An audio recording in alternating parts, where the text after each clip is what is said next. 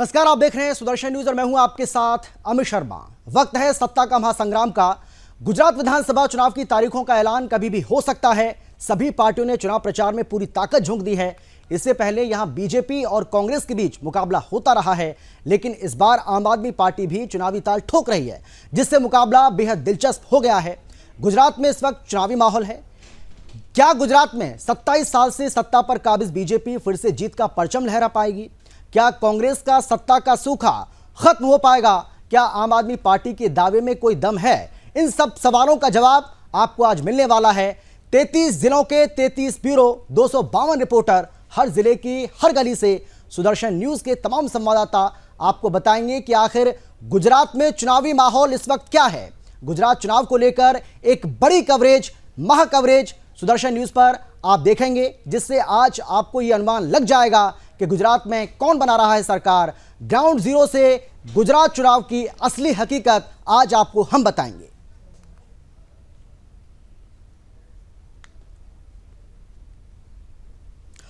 तो कुल 182 सीटें हैं, विधानसभा की कुल 182 सीटें, और बहुमत का जो आंकड़ा है वो गुजरात में 92 है।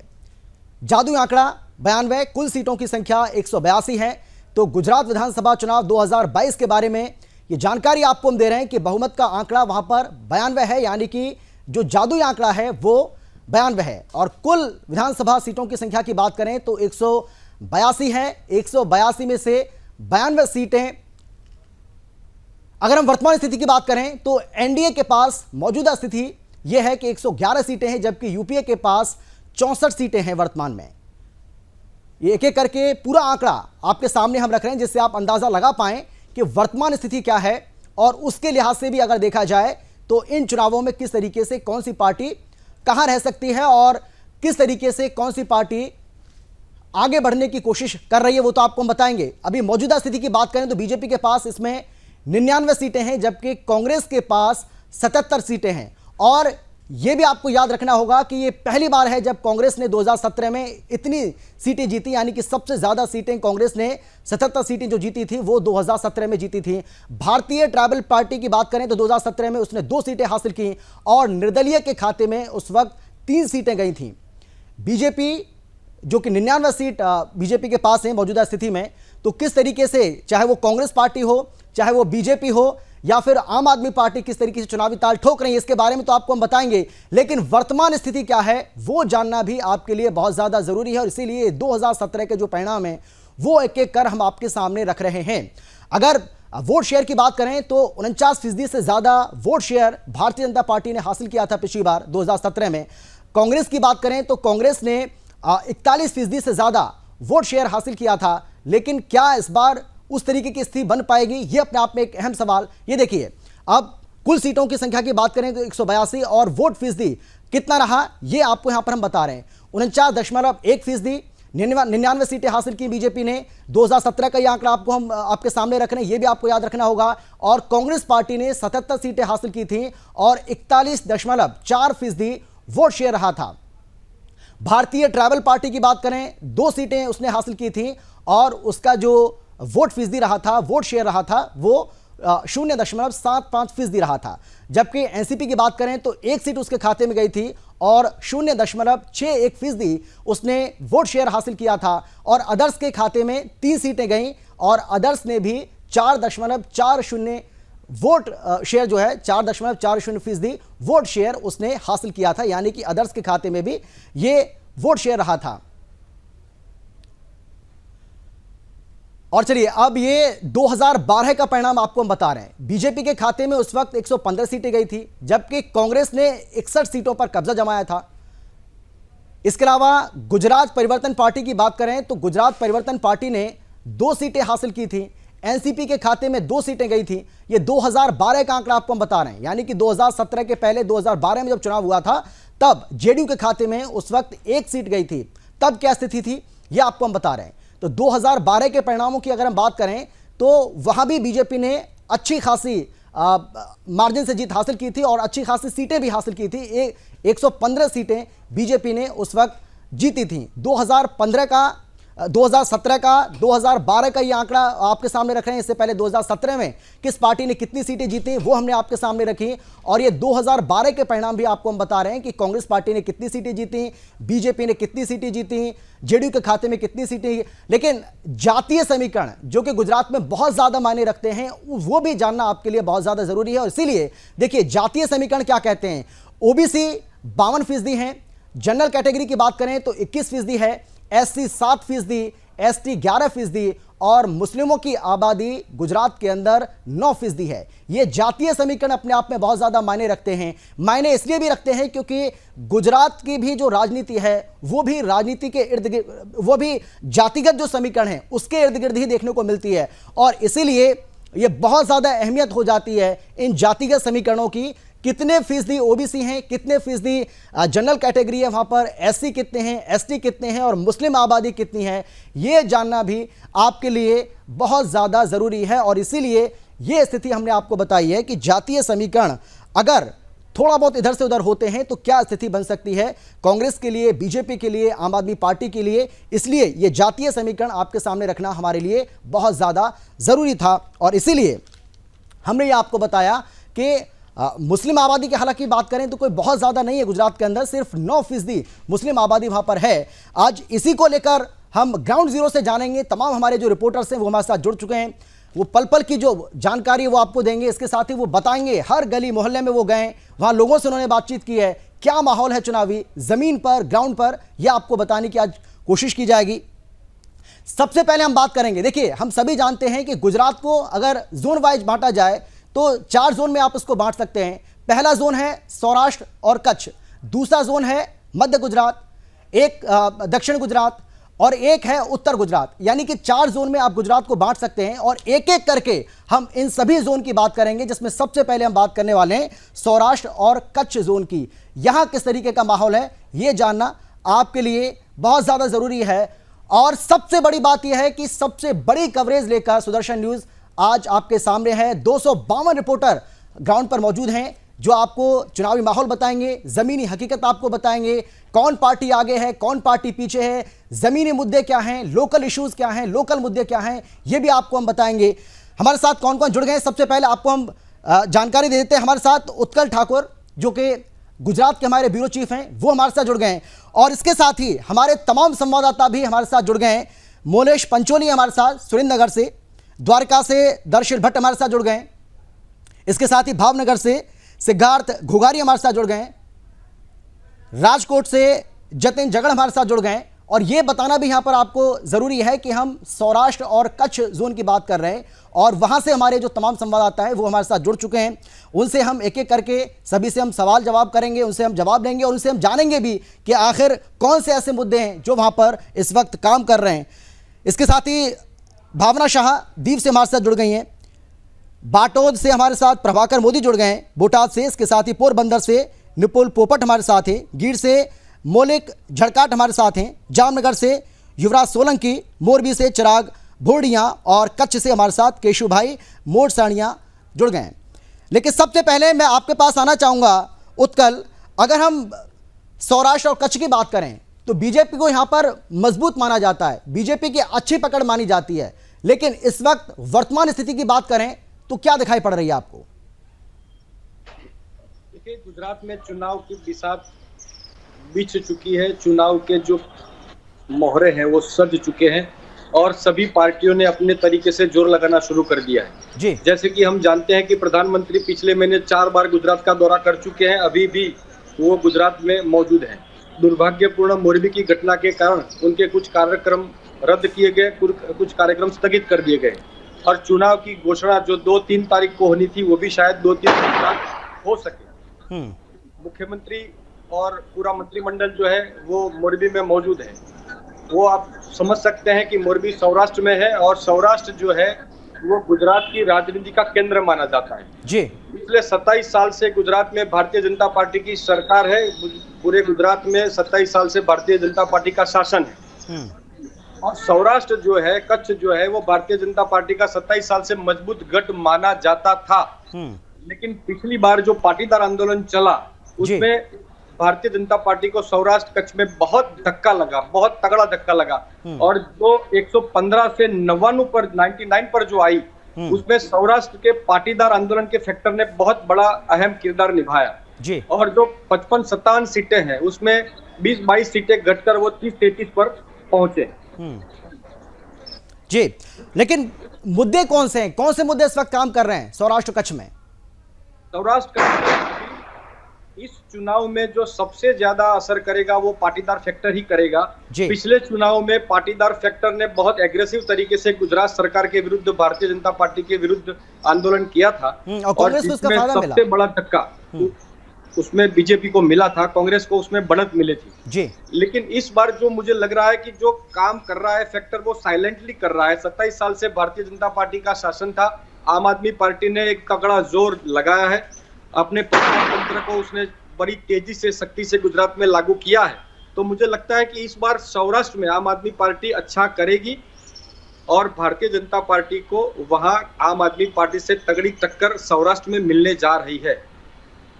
जी बिल्कुल बिल्कुल उत्कर, मैं आऊंगा आपके पास। और देखिए, टीवी इतिहास में ऐसा पहली बार हो रहा है जब सीटें तो सिर्फ 182 हैं लेकिन 252 रिपोर्टर, एक बहुत बड़ा ये महाकवरेज, एक बहुत बड़ी महाकवरेज आपको हम दिखा रहे हैं। 252 रिपोर्टर, यानी कि एक सीट के ऊपर 3 से 4 रिपोर्टर हमारे मौजूद हैं जो आपको हर सीट के बारे में विस्तार से आपको जानकारी देंगे। उस सीट के ऊपर कौन से ऐसे मुद्दे हैं जो हावी हैं, कौन से ऐसे मुद्दे हैं जिसके ऊपर इस बार वहां के लोग, वहां की जनता वोट करने वाली है, वो आप तक हम पहुंचाएंगे। हमारे साथ सुरेंद्र नगर से मोरेश पंचोली जी भी हैं।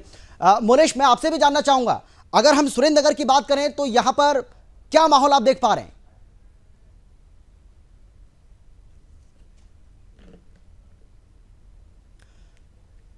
मोलेश, आवाज आ रही है आपको मेरी? सुन पा रहे हैं क्या आप? मोलेश, आवाज आ रही है आपको मेरी? सुन पा रहे हैं क्या आप? चलिए, मोलेश से हम जुड़ने की कोशिश करेंगे, उनको शायद आवाज हमारी नहीं जा पा रही है। द्वारिका से हमारे साथ दर्शन है। दर्शन, मैं आपसे भी जानना चाहूंगा। आवाज आवे से हाँ, बोलिए बोलिए, बताइए आप, अगर आवाज आपको आ रही है तो बताइए आप क्या माहौल आप देख पा रहे हैं जमीन पर इस वक्त? जी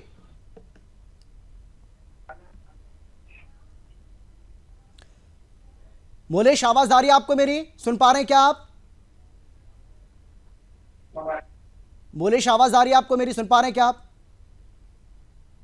चलिए, मैं आता हूं आपके पास। दर्शल, आप सुन पा रहे हैं क्या मुझे? दर्शल, आपको आवाज आ रही है मेरी?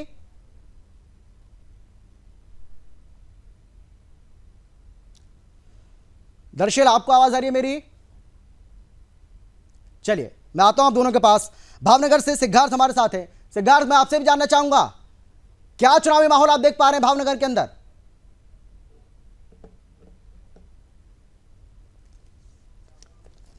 सिद्धार्थ, आवाज आ रही है आपको मेरी? सुन पा रहे हैं क्या?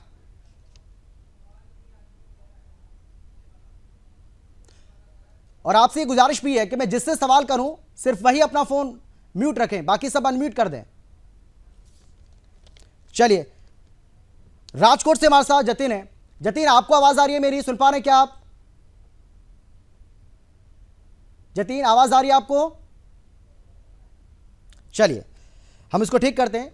उसके बाद मैं आता हूं आप सभी के पास और इनसे भी हम जानकारी हासिल करेंगे और ग्राउंड जीरो से वो आपको बताएंगे कि क्या है माहौल, चाहे वो भावनगर की बात करें, राजकोट की बात करें, द्वारका की बात करें, सुरेंद्रनगर की बात करें, दीव की बात करें, बोटाद की बात करें, पोरबंदर की बात करें, गिर की बात करें, जामनगर की बात करें, या फिर हम मोरबी की बात करें या कच्छ की बात करें, उत्कल। लेकिन देखिए, इस बार की अगर बात की जाए, इससे पहले हम देखते रहे कि गुजरात की जो चुनावी लड़ाई है वो कांग्रेस और बीजेपी के बीच में होती रही है, लेकिन इस बार एक और पार्टी है जिसका नाम है आम आदमी पार्टी, वो भी चुनावी ताल ठोक रही है। वो ना सिर्फ ये नहीं कह रहे हैं वो कि हम ज्यादा से ज्यादा सीटें हासिल करेंगे, उनका ये दावा है कि हम सरकार बनाएंगे। देखिए, ये आंकड़ों की रमत है, आंकड़ों की गेम है। और आपने जैसे रिपोर्ट में बताया कि पिछले चुनाव में भारतीय जनता पार्टी और कांग्रेस के बीच सिर्फ 8% मतों का अंतर रहा था जी। और हर बार गुजरात में कोई तीसरा मोर्चा फैक्टर इसमें आता है और भारतीय जनता पार्टी के मत में कटौती करता है। लेकिन इसमें बड़े मजे की बात यह है कि वो मत जो है वो कांग्रेस की ओर ट्रांसफर हो तो भारतीय जनता पार्टी की सरकार जाए। इसके बजाय भारतीय जनता पार्टी से नाराज वोट बैंक है, भारतीय जनता पार्टी से जो नाराज लोग हैं वो कट के थर्ड फ्रंट की तरफ चले जाते हैं, जी। जिसके कारण भारतीय जनता पार्टी का वोट बैंक तो इंटैक्ट रहता है, कांग्रेस के वोट शेयर में बढ़ोतरी नहीं होती है। लेकिन इस बार जो अमित जी होने जा रहा है जी। कि हमें सर्वे में भी देखा और हमने ग्राउंड जीरो में भी सर्वे किया है, पता किया है कि आम आदमी पार्टी जो है वो दोनों तरफ से वोट ले रही है जी। अब वो 8% जो अंतर है भारतीय जनता पार्टी और कांग्रेस के बीच में, जो 8% मतों का जो अंतर है उससे बढ़कर आगे निकल जाती है और कांग्रेस और भारतीय जनता पार्टी दोनों से समान वोट जो लेती है, तो मुझे लगता है कि चलिए आम आदमी पार्टी उत्कल में अच्छा आता खासा कर हूं, पाएगी। उत्कल में आता हूं आपके पास, आप हमारे साथ बने रहिए। तो जिस तरीके से हम लगातार आपको बता रहे हैं कि 252 रिपोर्टर की टीम इस वक्त हमारे साथ मौजूद है, एक बड़ी टीम, 182 सीट और 252 रिपोर्टर। अंदाजा आप लगा लीजिए कि एक सीट के ऊपर कितने रिपोर्टर हमने रखे हैं, जिससे आपको बारी की जो जानकारी है चुनावी माहौल की वो मिल सके। मैं सुरेंद्र नगर से हमारे साथ मोरेश एक बार फिर से जुड़ गए हैं। मोरेश, आवाज आ रही है आपको मेरी? सुन पा रहे हैं क्या आप? मोलेश, मेरी आवाज पहुंच रही है आप तक? चलिए। जी सर। हाँ मोलेश, बताइए सुरेंद्र नगर में क्या है जमीनी हकीकत, जमीनी हालात क्या हैं, चुनावी माहौल क्या है?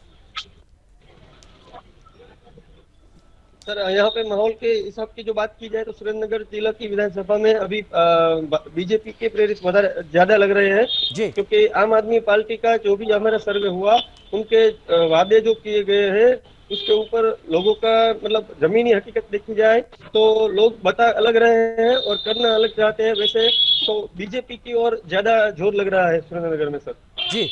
इसकी वजह क्या पाते हैं आप? और सब संतुष्ट भी है सर, और कोरोना के टाइम में जो बीजेपी के लोगों ने जमीनी सेवाएं की है, जो आकर के जो हेल्प की है लोगों की, वो सब गवाह है। और लोग छोटे से छोटा लोग सर चाहता है कि अब की बार भी यही सरकार आए, क्योंकि कहीं ना कहीं हिंदुत्ववादी देखा जाए या मतलब काम किया है जो छोटे जमीनी हकीकत जो देखी जाए तो बीजेपी के ऊपर लोगों को भरोसा भी है। और मोदी जी जिस तरह से काम कर रहे हैं और अभी भी रिसेंटली मोरबी में भी वो रिसेंटली सब कुछ छोड़ के पहुंच चुके हैं, ये सब माहौल दिखा रहा है सर। पब्लिक चाहती है कि बीजेपी अब की बार भी आए सर। यानी जो एंटी इनकम्बेंसी की जो बात की जा रही है उसका कोई असर नहीं दिख रहा है जमीन पर, आप ये कह रहे हैं? सुरेंद्रनगर में खासतौर पर है कहीं ना कहीं असंतोष है, लेकिन मैक्सिमम अगर सर्वे के हिसाब से देखा जाए और जमीनी हकीकत देखी जाए तो बीजेपी की ओर ज्यादा दिख रहा है। चलिए ठीक है। दर्शन में आपसे भी जानना चाहूंगा, द्वारका की बात करें तो यहां पर क्या माहौल आप देख पा रहे हैं? जी, द्वारका में देख पा रहे हैं तो अभी बीजेपी का माहौल बहुत बढ़िया है सर जी। वजह क्या मानते हैं आप? क्या ऐसी वजह आपको लग रही है लोगों से बात करने के बाद? जी बीजेपी का माहौल बढ़िया है और बीजेपी से 6 उम्मीदवारी निकली गई है आज। जी ठीक है। अगर हम पिछली बार की बात करें यानी 2017 की बात करें तो पिछली बार क्या स्थिति थी?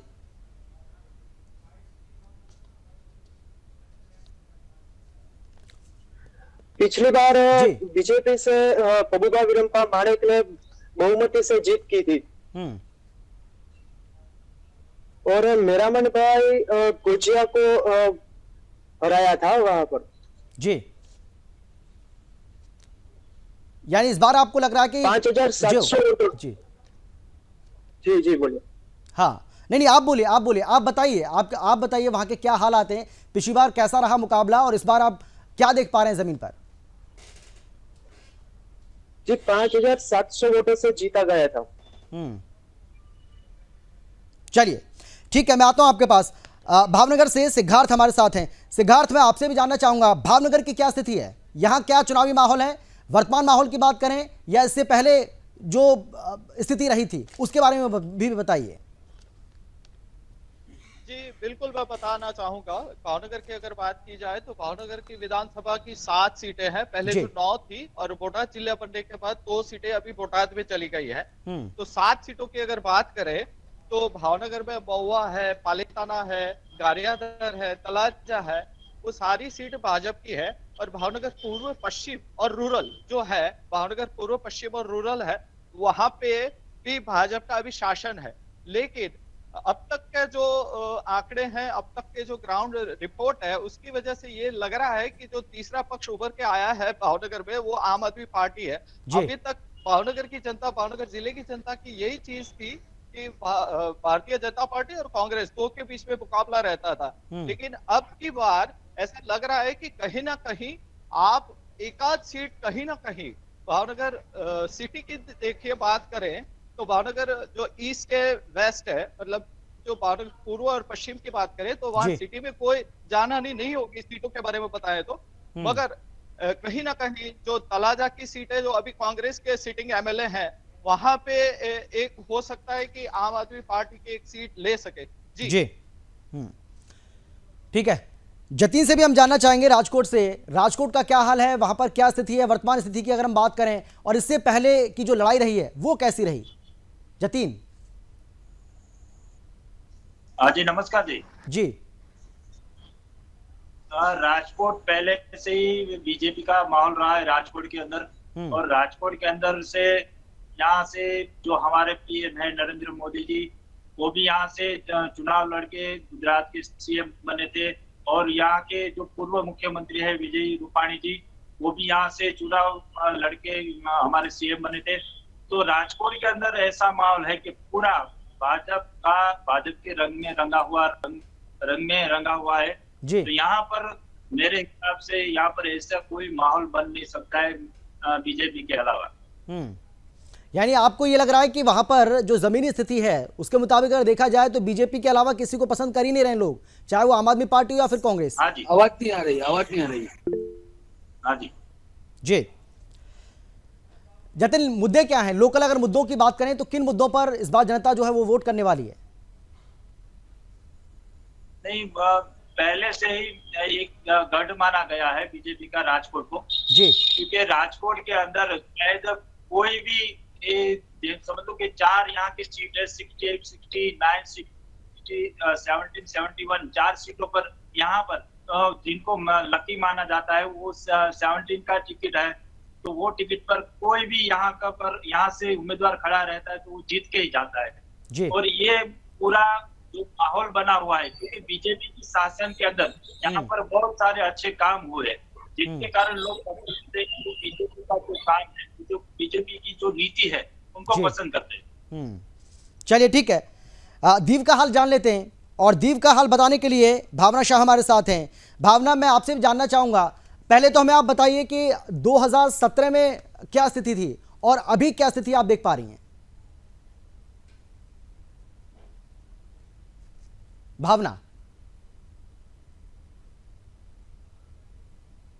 भावना मेरी आवाज आ रही है आप तक? आवाज पहुंच रही है क्या मेरी? चलिए, भावना को मेरी आवाज नहीं आ रही है, जैसे आवाज पहुंचती है एक बार फिर से हम उनसे कनेक्ट होंगे। बोटाद से हमारे साथ प्रभाकर मोदी जी हैं। प्रभाकर जी, मैं आपसे भी जानना चाहूंगा, अगर हम बोटाद की बात करें तो 2017 में यहाँ पर क्या स्थिति थी, कितनी सीटें यहाँ से आती हैं, और इस बार आप क्या स्थिति पा रहे हैं, क्या देख पा रहे हैं आप ग्राउंड जीरो पर? बोटाद जिले में 2 सीटों का समावेश होता है, गढ़ड़ा और बोटाद जी। वैसे देखें तो 95 से भाजपा के लिए ही वो सीट उसके विधायक जीते हैं, लेकिन इस सीट के बारे में मैं ऐसा कहूंगा कि हमारी गढ़ड़ा और बोटाद की जो सीट है वो कौन उम्मीदवार कितना डैमेज कंट्रोल कर सकता है उसके आधार पे जीत होती है, क्योंकि वहां की हार जीत जो है वो बहुत कम वोटों से होती है। गढ़ड़ा विधानसभा अनामत विस्तार में आती है। 2017 में और 2002 में कांग्रेस वहां से विन हुई थी, लेकिन हमारी यहाँ पोजीशन ऐसी हुई है कि कांग्रेस का जो उम्मीदवार था वो इस्तीफा देके भाजपा में ज्वाइन हो गया, फिर जो चुनाव आया उसमें फिर से आत्माराम भाई परमार हमारे विधायक बने, लेकिन बहुत कम वोटों से हार जीत होती है। और इस साल की बात करें तो कांग्रेस साइलेंट मोड पे कुछ कर रही है, लेकिन इतना नहीं दिख रहा है। आम आदमी जमीन पर भी दिख रही है और सोशल मीडिया पे भी दिख रही है। भाजपा में एंटी इनकम्बेंसी का ज्यादा माहौल बोटाद में दिख रहा है, तो भाजपा कुछ डैमेज कंट्रोल में भी जुटी हुई है, लेकिन ऐसा कह सकते हैं कि गढ़ड़ा और बोटाद है वो आज तक भाजपा के खाते में ही गई है। ठीक है प्रभाकर, पोरबंदर से, गीर से, जामनगर से, मोरबी से और कच्छ से वो भी हमारे संवाददाता हमारे साथ बने हुए हैं। मैं आपके पास भी आता हूं, लेकिन उसके पहले उत्कल मैं आपसे जानना चाहूंगा, अभी जितने भी हमारे संवाददाता हैं, हमने सुरेंद्र नगर का, द्वारका का, भावनगर का, राजकोट का, दीव का, बोटाद का, इन सब का हाल जाना है। उसके हिसाब से देखा जाए तो बीजेपी की स्थिति मजबूत लग रही है। देखिए, बीजेपी की स्थिति बहुत मजबूत है। इस बार का चुनाव सत्ता का चुनाव नहीं है। मैंने आगे भी एक सर्वेक्षण में कहा है कि ये चुनाव विपक्ष की लड़ाई है। विपक्ष में कौन बैठेगा इसकी लड़ाई है। आम आदमी पार्टी भले ही सत्ता के लिए लड़ रही हो ऐसा दिख रहा हो, गुजरात में सत्ता पाने चाहती हो ऐसा दिख रहा हो, वो कह रही हो कि हम बहुमत से आएंगे, सत्ता बनाएंगे, ये करेंगे, वो करेंगे, लेकिन वो भी जानते हैं कि सत्ता की सीढ़ी उनसे बहुत दूर है। इस बार विपक्ष का नेता कौन, विपक्ष की कुर्सी किसको मिलेगी, उसकी लड़ाई है। और मैं जहां तक समझता हूं, जैसे हमने अपने ग्राउंड जीरो के अपने डिस्ट्रिक्ट हेड से जाना है, पूछा है, एंटी इनकम्बेंसी 27 साल के बाद स्वाभाविक है कि प्रजा के मन में, जनता के मन में थोड़ा अपेक्षाएं रहता है, थोड़ा रोष रहता है, थोड़ा विषय भी रहता है, लेकिन अंततोगत्वा सबको यह लगता है कि भारतीय जनता पार्टी को पुनः एक बार सत्ता के शीर्ष पर, सत्ता के सिंहासन पर पहुंचाना चाहिए। लेकिन आम आदमी पार्टी ने जिस प्रकार से प्रचार किया है, जिस प्रकार से सोशल मीडिया और ग्राउंड पर काम किया है, उसके कारण लोगों को लगा है कि भारतीय जनता पार्टी को जो टक्कर दे सकता है, विपक्ष के नाते प्रश्न उठा सकता है, प्रजा की आवाज बन सकता है, तो ये कांग्रेस नहीं है, आम आदमी पार्टी है। तो हो सकता है कि इस बार सत्ता की लड़ाई में भारतीय जनता पार्टी सत्ता का सिंहासन प्राप्त कर ले, लेकिन हो सकता है इस बार कोई मिरेकल हो, चमत्कार हो और आम आदमी पार्टी गुजरात के विपक्ष के नेतृत्व में आए, तो अचंभित नहीं होना चाहिए। नहीं, ठीक है, हम ये पर्टिकुलर अगर सौराष्ट्र और कच्छ की बात करें उत्कल, तो यहाँ पर जिस तरीके से हमने पहले भी इस बात का जिक्र किया कि बीजेपी यहाँ पर हमेशा मजबूत रही है, लेकिन जिस तरीके से आपने बताया कि 2017 में ज़रूर कांग्रेस ने डेंट मारा यहाँ पर, तो इस बार की अगर स्थिति की हम बात करें तो हमने भी जो इससे पहले जो ओपिनियन पोल दिखाया है सुदर्शन न्यूज़ में, हमने भी दिखाया है कि किस तरीके से सौराष्ट्र और कच्छ, ये जो जोन है, ये जो इलाका है, यहाँ बीजेपी लगातार दबदबा बनाए हुए है और जैसे जैसे चुनाव नजदीक आएगा हो सकता है कि स्थिति और ज्यादा बदले। पार्टी की स्थिति पूरे गुजरात में मजबूत है। एक समय ऐसा कहा जाता था कि कांग्रेस को कौन हराएगा, तो कांग्रेस को कांग्रेस के नेताओं, कांग्रेस के कार्यकर्ताओं ने हराया जी। इस बार सौराष्ट्र में ऐसी स्थिति बनती दिख रही है कि भारतीय जनता पार्टी को तगड़ी टक्कर आम आदमी पार्टी तो जमीन पर दे ही रही है, लेकिन हो सकता है कि भारतीय जनता पार्टी के कुछ नेता, कुछ कार्यकर्ता ही भारतीय जनता पार्टी को डेंट करने के लिए, उसको कमजोर करने के लिए काम करें, या उसके कारण ही भारतीय जनता पार्टी को कुछ नुकसान या खामियाजा भोगना पड़े। ऐसी स्थिति अभी बन रही है गुजरात में। जब से नरेंद्र मोदी मुख्यमंत्री बने हैं, तब से मैं आपको एक बात अमित जी कह दूं कि गुजरात में जातिवादी राजनीति 20, 22, 25 साल से कम होकर के राजनीति विकास की तरफ और हिंदुत्व की तरफ चली गई थी, लेकिन पिछली बार के चुनाव में जो पाटीदार आंदोलन हुआ और एक दो ज्ञातिगत आंदोलन हुए, इसके कारण 25-27 साल बाद फिर से गुजरात ने ज्ञातिगत ढांचे में सोचना शुरू किया है। और ये ज्ञातिगत ढांचे में सोचने की प्रक्रिया और इस दिशा में समाज का जाना हो सकता है कि सौराष्ट्र में सबसे ज्यादा असर करे, क्योंकि जातिवादी व्यवस्था पूरे गुजरात में सबसे ज्यादा देखी जा रही है, तो सौराष्ट्र में देखी जा रही है। और सबसे बड़े जो समाज है, सबसे बड़ी जो जातियां है, ज्ञातियां है, वो भी प्रभावी रूप से सौराष्ट्र से बिलोंग करती है। तो हो सकता है कि इस बार भारतीय जनता पार्टी को इससे थोड़ा खामियाजा भोगना पड़े, लेकिन मुझे जिस प्रकार से भारतीय जनता पार्टी का संगठन और शीर्ष नेतृत्व लगा है, तो मुझे लगता है कि जो खामियाजा उनको भोगने वाला है या भोगने पड़ने जा रहा है, उसमें कहीं न कहीं वो पूर्तता करेंगे। चलिए, मैं आऊंगा आपके पास उत्कल जी, आप बने रहिए हमारे साथ। लेकिन सौराष्ट्र और कच्छ की अगर हम बात करें, जोन की अगर हम बात करें, तो बाकी इलाकों का क्या हाल है वो भी जानना आपके लिए बहुत ज़्यादा ज़रूरी है। और इसीलिए अब आपको सीधे लिए चलते हैं पोरबंदर, जहां से हमारे संवाददाता निपुल पोपट हमारे साथ हैं। निपुल, पोरबंदर की अगर हम बात करें तो यहाँ पर क्या स्थिति अभी आप पा रहे हैं? 2017 की बात करें, उसके पहले की हम बात करें, तो क्या यहाँ का राजनीतिक इतिहास रहा है? पोरबंदर में इस बार बीजेपी के लिए थोड़ा टफ क्योंकि 2 टर्म से यहाँ पे बीजेपी के उम्मीदवार जो बाबूभाई बोपरिया वही जीत रहे हैं। 2012 में उन्होंने 17,000 मतों से जीती थी। पिछले चुनाव में उन सिर्फ 1800 मत से उसकी जीत हुई थी।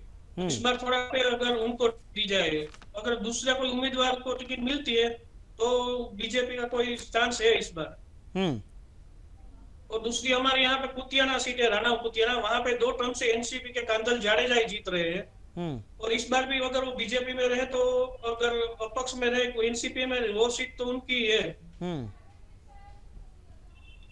बिल्कुल। मुद्दे क्या हैं पोरबंदर में? कौन से वो मुद्दे हैं जो इस वक्त आपको हावी नजर आते हैं और आपको लगता है कि जनता जब वोट करने जाएगी तो उन मुद्दों को लेकर ही वो वोट करेगी? यहाँ पे फिशरमैन कम्युनिटी के बहुत ज्यादा प्रॉब्लम है, उसको जो बंदर के प्रॉब्लम है, सफाई वगैरह बहुत प्रॉब्लम है जी। और मेन ये सिटी के भी बहुत, अभी नगर पालिका भी कोई काम ऐसा अच्छा नहीं है यहाँ पे, और रोष ज्यादा है। ये मुद्दे हैं। चलिए ठीक है। गीर से हमारे साथ मौलिक हैं। मौलिक, मैं आपसे जानना चाहूंगा, गीर में कौन से चुनावी मुद्दे आपको हावी नजर आ रहे हैं? क्या स्थिति यहां पर आप देख पा रहे हैं? वर्तमान की बात करें, 2017 की बात करें, उसके पहले की अगर हम बात करें तो क्या इतिहास रहा है इस सीट का? 2017 से लेकर आज तक यहाँ पे गिर सोमनाथ की चारों सीटें पे कांग्रेस ने कब्जा किया हुआ है सर जी। और इस बार पूरे प्रजा के मन में ये रोष है कि कुछ काम नहीं हो पा रहा है, इसलिए इस बार चारों सीट पे बीजेपी का जो दबदबा है वो एक अलग तरह से दिख रहा है, और चारों सीट पे एक बार फिर से बीजेपी को प्रजा लाना चाहती है सर। यानी आप ये कह रहे हैं कि यहां से 4 सीटें आती हैं, चारों पर अभी वर्तमान में कांग्रेस का कब्जा है, लेकिन इस बार यहां की जनता नाराज है क्योंकि कांग्रेस के जो विधायक हैं उन्होंने कोई काम नहीं किया और इसीलिए इस बार मन बना लिया है यहां की जनता ने कि बीजेपी को फिर से वोट देना है। आप ये कह रहे हैं? हाँ सर, यही कह रहा है जी। और गिर सोमनाथ की बात करें तो गिर सोमनाथ में 6 तालुके हैं। 6 तालुके की बात करें तो ऊना, गढ़ड़ा वो समरस सीट है, और वहां पे अभी तक एक ही टर्म पे कांग्रेस आई है, लेकिन इस बार ऊना की सीट में बीजेपी को वहां की प्रजा बीजेपी को लाना चाहती है, और खास करके जो हिंदुत्व का मुद्दा है उस पे प्रजा अड़ग रही है अभी तक। जी। आम आदमी पार्टी का कुछ दिख रहा है आपको वहां पर जमीन पर? जी सर, आम आदमी पार्टी यहाँ पे जमीन पे भी नहीं है, वो निकलते हैं, प्रचार करते हैं, लेकिन प्रजा उसको कुछ जो मिलना चाहिए सहकार वो नहीं दे रही है सर।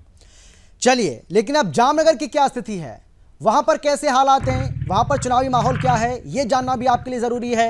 252 रिपोर्टर इस वक्त हमारे साथ मौजूद हैं और आपको जमीनी हकीकत बता रहे हैं। एक एक सीट पर 3 से 4 रिपोर्टर और आपको एक एक सीट का हाल बता रहे हैं कि वहां पर ग्राउंड पर क्या स्थिति है, क्या चुनावी माहौल है, कौन से ऐसे मुद्दे हैं जो काम कर रहे हैं, किन मुद्दों पर इस बार वहां की जनता वोट करने वाली है। यह आपको जानकारी लगातार सुदर्शन न्यूज़ दे रहा है और ये टीवी इतिहास में, ये बार बार हम आपको बता रहे हैं, ये टीवी इतिहास में पहली बार ऐसा हो रहा है जब 252 रिपोर्टर एक साथ एक सीट के ऊपर 3 से 4 रिपोर्टर आपको जानकारी दे रहे हैं उस सीट के बारे में। कौन किस पर भारी पड़ सकता है, चुनावी मुद्दे क्या हैं, ये वो सवाल जो आपके लिए जानना बहुत ज़्यादा ज़रूरी है। अब बात करेंगे जामनगर की। युवराज सोलंकी हमारे साथ हैं। युवराज, जामनगर की अगर हम बात करें कि यहाँ की स्थिति क्या देख पा रहे हैं आप, क्या है चुनावी माहौल?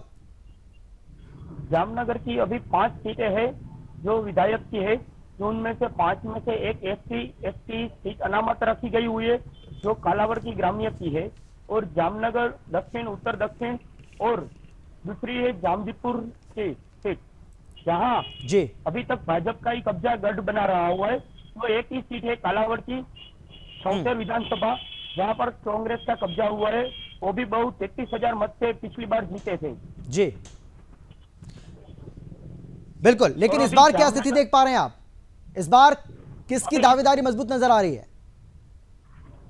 अभी जामनगर की बात करिए तो पूरे जिले में भाजपा के द्वारा जो काम किए गए हैं उसके ऊपर सब लोगों के भरोसा है, जो वो अड़ग रहा है, और जो काम कर रहा है उससे सभी लोग संतोष है, इसलिए अभी पूरा भाजपा के ही पक्ष में है। और बात करें विरोध पक्ष की तो कांग्रेस ने अभी तक गांव में कहीं पे भी कब्जा नहीं किया है और होगा भी नहीं, और आपकी तो एक भी सीट आएगी ही नहीं, क्योंकि आपका अभी इतना प्रेशर भी नहीं है और उसका प्रचार भी नहीं है, सिर्फ मीडिया लेवल पे ही प्रचार है, ग्राउंड लेवल पे कुछ काम भी नहीं है उसका भी।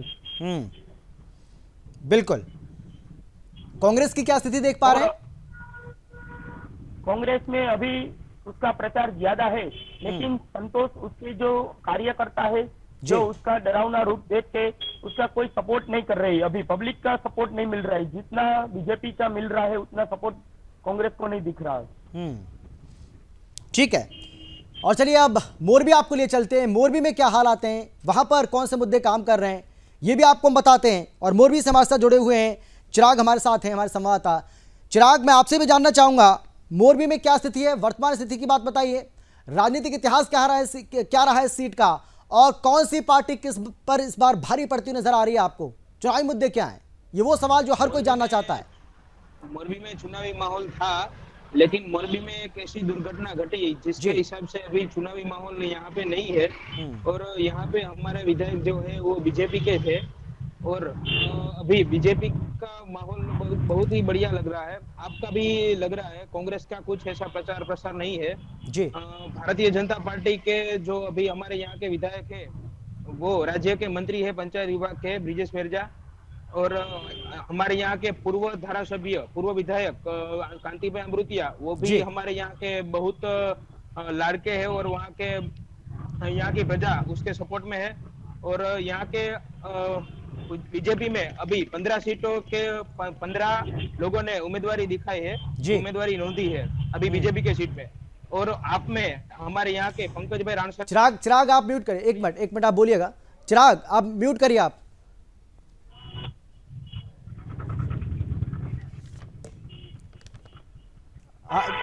युवराज आपको म्यूट करना है। युवराज आप म्यूट करिए। हाँ चिराग आप बोलिए।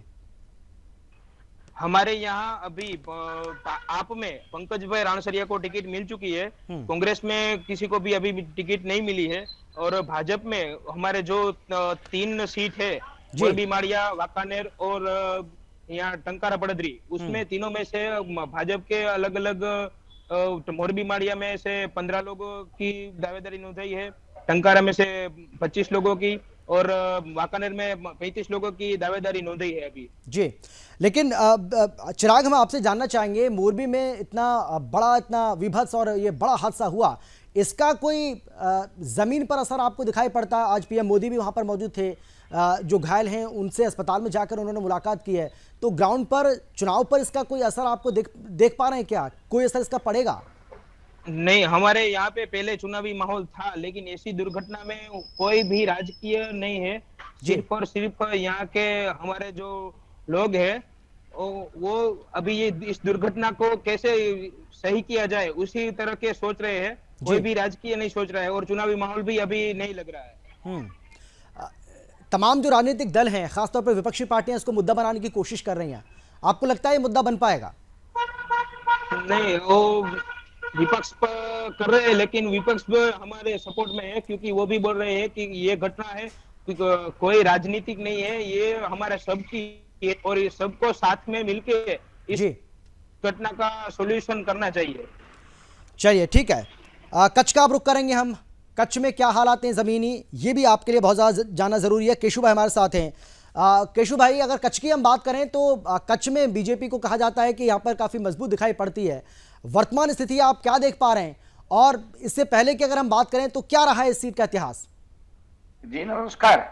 यहाँ कच्छ में तो पूरा बीजेपी का माहौल ही है। वैसे तो कच्छ में हमारे पीएम जो है उनकी स्नेह भाव पहले से ही अच्छा रहा है। कच्छ सरहद के साथ जुड़ा हुआ जिला है, तो यहाँ पहले से लास्ट 3 टर्म से बीजेपी का ही दबदबा रहा है।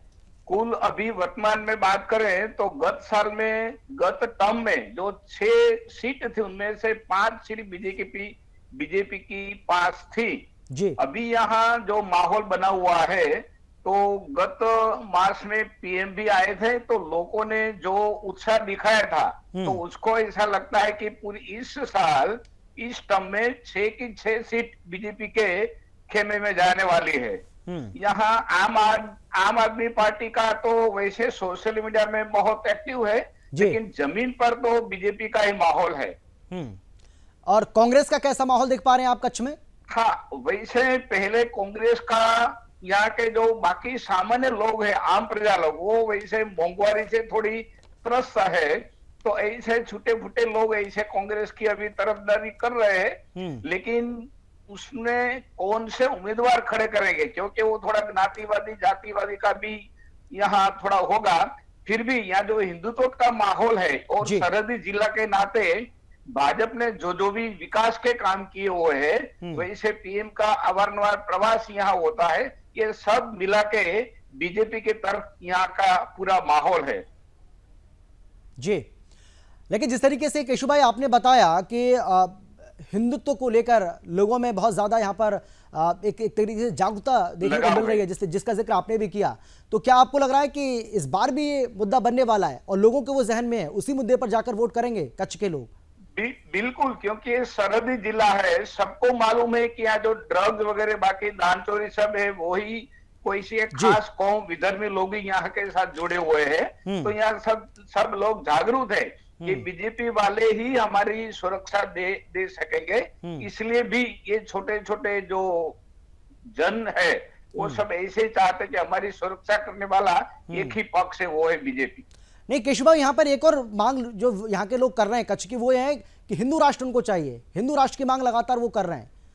बिल्कुल, तो क्या ये भी सही है, इस मुद्दे पर भी वोट पड़ेगा इस बार?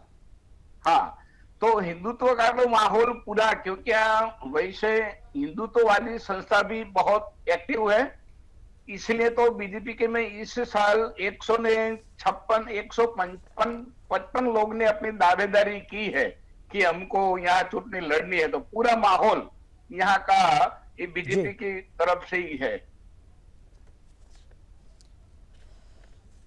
चलिए, मैं आता हूं आपके पास, लेकिन उत्कल एक बार फिर से मैं आपका रुख करूंगा और मैं आपसे ये जानना चाहूंगा, देखिए सौराष्ट्र और कच्छ का ये जो हाल है, हमारे जो तमाम संवाददाता मौजूद हैं हर गली से वो अपडेट दे रहे हैं, बता रहे हैं कि किस तरीके से चुनावी माहौल बना हुआ है। इस जोन की बात करें खासतौर पर सौराष्ट्र और कच्छ की, तो कुल मिलाकर के स्थिति वही है कि बीजेपी का दबदबा इसमें नजर आता है। बिल्कुल, बीजेपी का दबदबा कायम रहेगा। बीजेपी का दबदबा है, सालों से भारतीय जनता पार्टी सौराष्ट्र कच्छ में अच्छा कर रही है। राजकोट ही पहली महानगर पालिका थी जो भारतीय जनता पार्टी ने गुजरात में जीती थी। भारतीय जनता पार्टी का राजकोट में जो पैठ है, राजकोट में जो उसकी नींव है, वो मजबूत है जी। बहुत सारे कार्यकर्ता संघ और भारतीय जनता पार्टी, मैं तो कहूं कि भारतीय जनता पार्टी बनी इससे पहले जो जनसंघ था उसका भी बहुत बड़ा काम राजकोट में था और बहुत सारे कार्यकर्ता राजकोट और सौराष्ट्र में भारतीय जनता पार्टी से पहले जनसंघ था तब से हुआ करते थे। इसीलिए भारतीय जनता पार्टी की सौराष्ट्र में पैठ है, इसमें दो राय नहीं है। लेकिन कुल मिलाकर के जो बातें सामने आ रही है जी, वो 27 साल का भारतीय जनता पार्टी का शासन और इस बार जिस प्रकार से त्रिकोणीय मुकाबला बन रहा है और भारतीय जनता पार्टी में जो सत्ता की लड़ाई शीर्ष पर पहुंची है। देखिए, आपने एक बात नोट नहीं की होगी जी कि सभी रिपोर्टर ने कहा कि एक टिकट के लिए 150 लोग 200 लोग ने दावेदारी की है। मैं आपको एक बात जोड़ दूं जो आप ब्रेकिंग के रूप में चला सकते हैं कि 182 विधानसभा सीटों के लिए गुजरात से 5000 से ज्यादा लोगों ने भारतीय जनता पार्टी की टिकट के लिए दावेदारी करी है। तो ये आप सोच सकते हैं कि भारतीय जनता पार्टी में ही सत्ता का संघर्ष किस हद तक पहुंचने वाला है जी। तो ये भी कुछ न कुछ हद तक चुनाव के परिणामों में असर करेगा। अंकित, बिल्कुल उत्कल, मैं एक बार फिर से आपके पास आऊंगा। तो ये हमने सौराष्ट्र और कच्छ का हाल आपको बताया, किस तरीके से यहाँ पर बीजेपी का दबदबा इस वक्त देखने को मिल रहा है। हालांकि अभी चुनाव में समय है, जैसे जैसे अभी तो चुनाव की तारीखों का ऐलान होना है, लेकिन अभी से स्थिति अगर ऐसी नज़र आ रही है तो चुनाव की तारीखों का ऐलान होने के बाद माहौल हो सकता है कि और ज़्यादा बदले। तो सौराष्ट्र और कच्छ का क्या हाल है ये आपने जाना। हमारी जो तमाम संवाददाता हैं, तमाम जो रिपोर्टर्स ग्राउंड जीरो पर मौजूद हैं, उन्होंने आपको ये जानकारी दी है। लेकिन अब बारी है एक और जोन की, और अब हम बात करेंगे उत्तर गुजरात के। उत्तर गुजरात जिसके बारे में ये कहा जाता है और कांग्रेस की ओर से दावा किया जा रहा है कि कांग्रेस पार्टी यहाँ पर अच्छा करेगी। कांग्रेस पार्टी के तमाम नेता इस बार ये बार बार दावा कर रहे हैं कि उत्तर गुजरात में हम अच्छा करने जा रहे हैं। हमारे बेशक बड़े नेता अभी मैदान में नहीं उतरे हैं चुनाव के, उसके बावजूद भी हम यहाँ पर अच्छा करेंगे। तो क्या कांग्रेस पार्टी के इस दावे में किसी तरह का कोई दम नजर आता है? आम आदमी पार्टी भी उधर से ताल ठोक रही है, लेकिन बीजेपी बार बार ये कह रही है कि किसी तरह की कोई एंटी इनकम्बेंसी नहीं है, हम चुनाव एक बार फिर से जीतने जा रहे हैं और 27 साल के बाद एक बार फिर से हम सत्ता पर काबिज होंगे। लेकिन किसके दावे में कितनी सच्चाई है, किसके दावों में कितना दम है, ये हम आपको बताएंगे। उत्तर गुजरात का हाल, 32 सीटें यहां से आती हैं। एक छोटे से ब्रेक का वक्त है और ब्रेक के बाद जब हम लौटेंगे तो अरवली से हमारे साथ हेमंत पटेल रहेंगे। इसके साथ ही महसाणा से हमारे साथ रौनक जानी रहेंगे, हमारे जो संवाददाता हैं।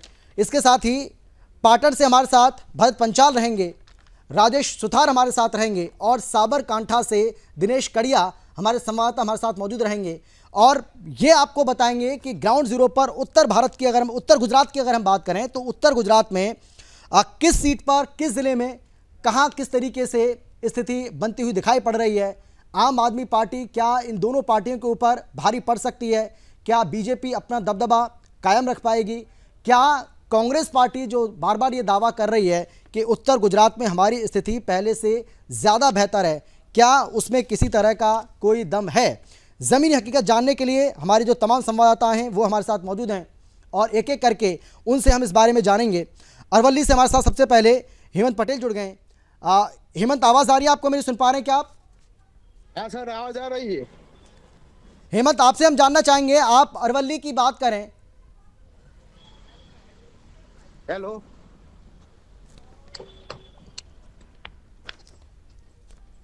हेलो हेमंत, आवाज़ आ रही है आपको मेरी? आ रही है सर। चलिए, मैं आ रहा हूं आपके पास हेमंत, लेकिन एक बार फिर से आपको हम बता देते हैं कि उत्तर गुजरात से किस तरीके से कौन सी पार्टी यहां पर दबदबा बना सकती है, कौन सी पार्टी क्या दावा ठोक रही है, ये भी आपको हम बताएंगे। अरवली से हेमंत पटेल हैं, इसके अलावा महसाणा से हमारे साथ रौनक जानी है, पाटन का हाल बताएंगे आपको भरत पंचाल, राजेश सुथार बताएंगे आपको हाल। इसके साथ ही साबरकांठा से दिनेश कड़िया आपको हाल बताएंगे। ये हमारे वो तमाम संवाददाता जो उत्तर गुजरात का हाल अब आपको बताने वाले हैं। इन तमाम सीटों की जानकारी वो आपको देंगे, इन तमाम ज़िलों के बारे में आपको वो जानकारी देंगे और इसके साथ ही ये भी आपको बताएंगे कि उत्तर गुजरात में पड़ने वाली ये 32 सीटें, सबसे ज़्यादा सीटें किसके खाते में जा सकती हैं और कौन सी पार्टी यहाँ पर ज़्यादा दबदबा बनाए हुए है।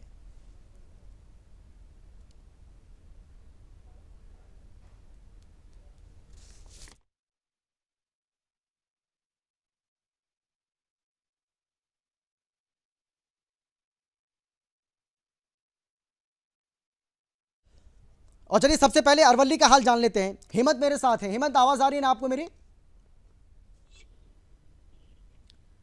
हेमंत, सुन पा रहे हैं क्या आप? हाँ, सुन पा रहा हूँ सर।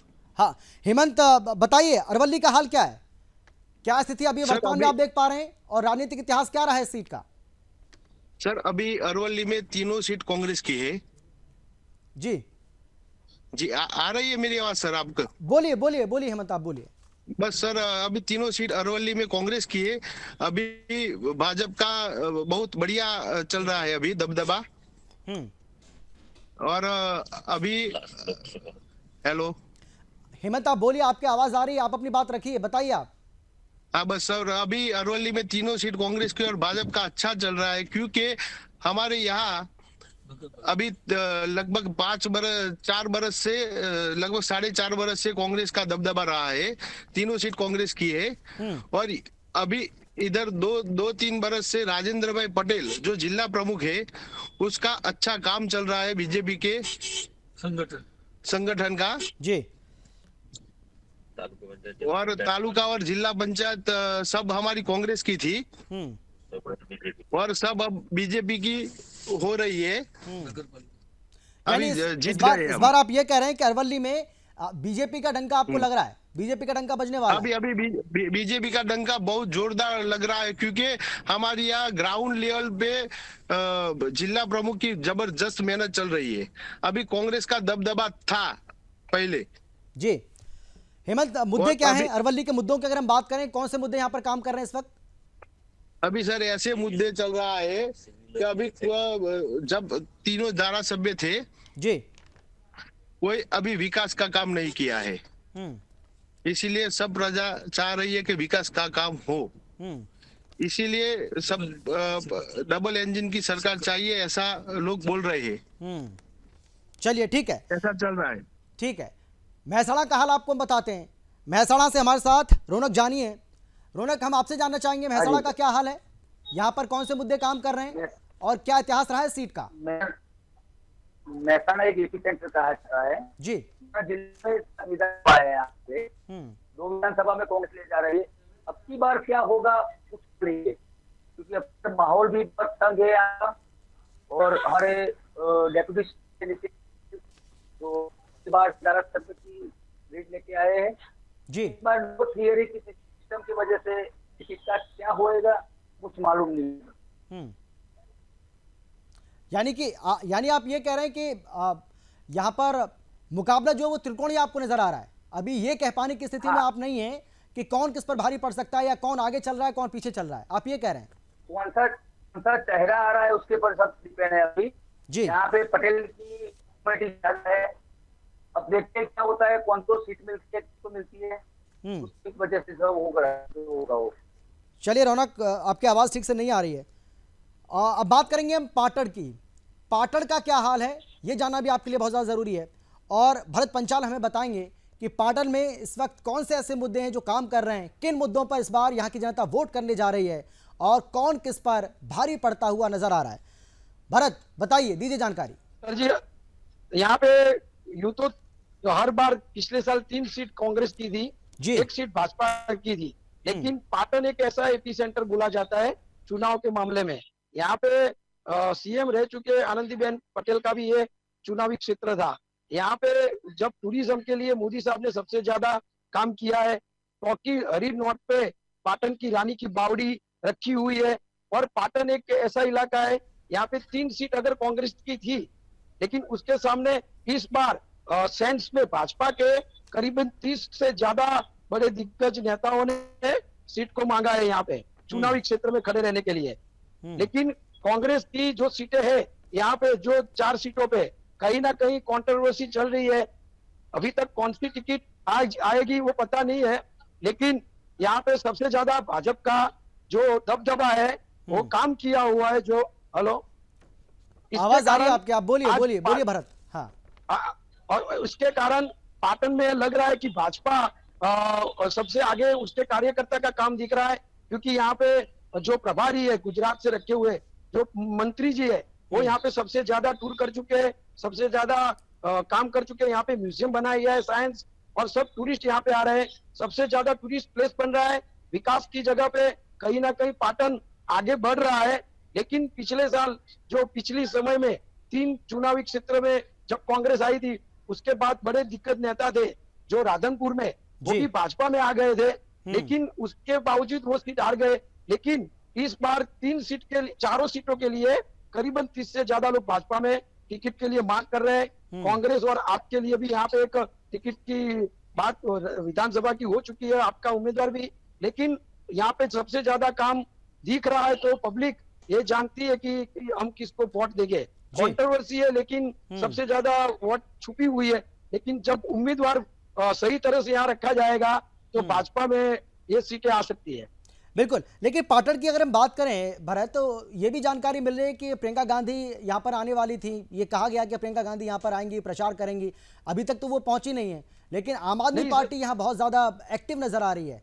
तो क्या जिस तरीके से आप बता भी रहे हैं कि कांग्रेस का एक मजबूत गढ़ ये रहा है, लेकिन इस बार चुनौती मिल रही है आम आदमी पार्टी से, और ऐसा लग रहा है कि कांग्रेस पार्टी तो सीन में नहीं है, वो तो चुनाव प्रचार में भी दिखाई नहीं पड़ रही है।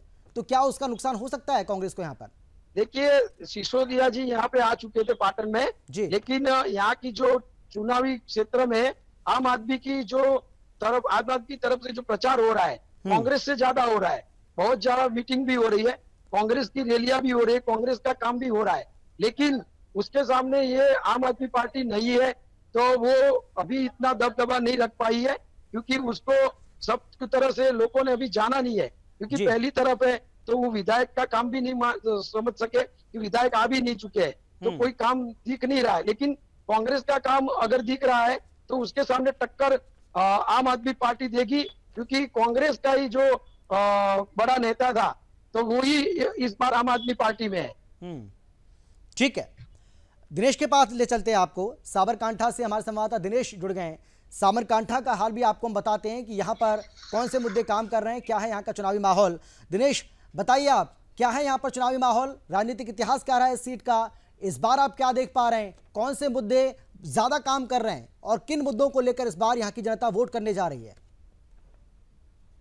बताया जाए कि 2017 में जब इलेक्शन हुआ था तब जो 4 सीटें हैं उसमें से 3 सीट भाजपा ने जीत हासिल की थी और एक ट्राइबल जो सीट बोला जाता है विजयनगर सीट, वहां पे कांग्रेस ने जीत हासिल की थी। अभी तक बताया जाए तो जो विजयनगर सीट है विधानसभा की, उसका जो विधायक था अश्विन कोटवाल, वो कांग्रेस में से था। तो फिर अभी क्या हुआ कि वो अभी भाजपा में आ गए हैं, तो उसका जो इलेक्शन था वो 4th टाइम इलेक्शन लगा था, इसीलिए उसका इलेक्शन नहीं रखा है। अरविंद केजरीवाल जो दिल्ली का मुख्यमंत्री है, वो भी हमारे जिले में यानी कि साबरकांठा जिले में 3 बार आ गए हैं। 2 दिन पहले की बात किया जाए तो राजस्थान के जो मुख्यमंत्री अशोक गहलोत जी यहाँ पे आ गए थे। अभी स्थानिक लोगों जो है उसमें हिम्मतनगर की बात की जाए तो हिम्मतनगर में कुछ ना कुछ भाजपा में लोगों को असंतुष्ट है। आम आदमी पार्टी, अभी लोग बोल रहे हैं कि आम आदमी पार्टी जो है वो कहीं ना कहीं वो वोट बैंक जो है वो तोड़ सकती है। जी चलिए ठीक है, आप राजेश के पास हम चलते हैं। राजेश, हम आपसे भी जानना चाहेंगे, उत्तर गुजरात की अगर हम बात करें तो यहाँ पर कांग्रेस ये कहती है कि हमारा दबदबा है और इस बार भी दावा कर रही है कांग्रेस पार्टी की अच्छी खासी सीटें वो यहाँ से हासिल करेगी। 32 सीटें यहाँ से आती हैं। आप किस तरीके से देख पा रहे हैं उत्तर गुजरात की? आप बात करें तो कांग्रेस पार्टी जो दावा कर रही है उस दावे में किसी तरह का कोई दम आपको नजर आ रहा है क्या?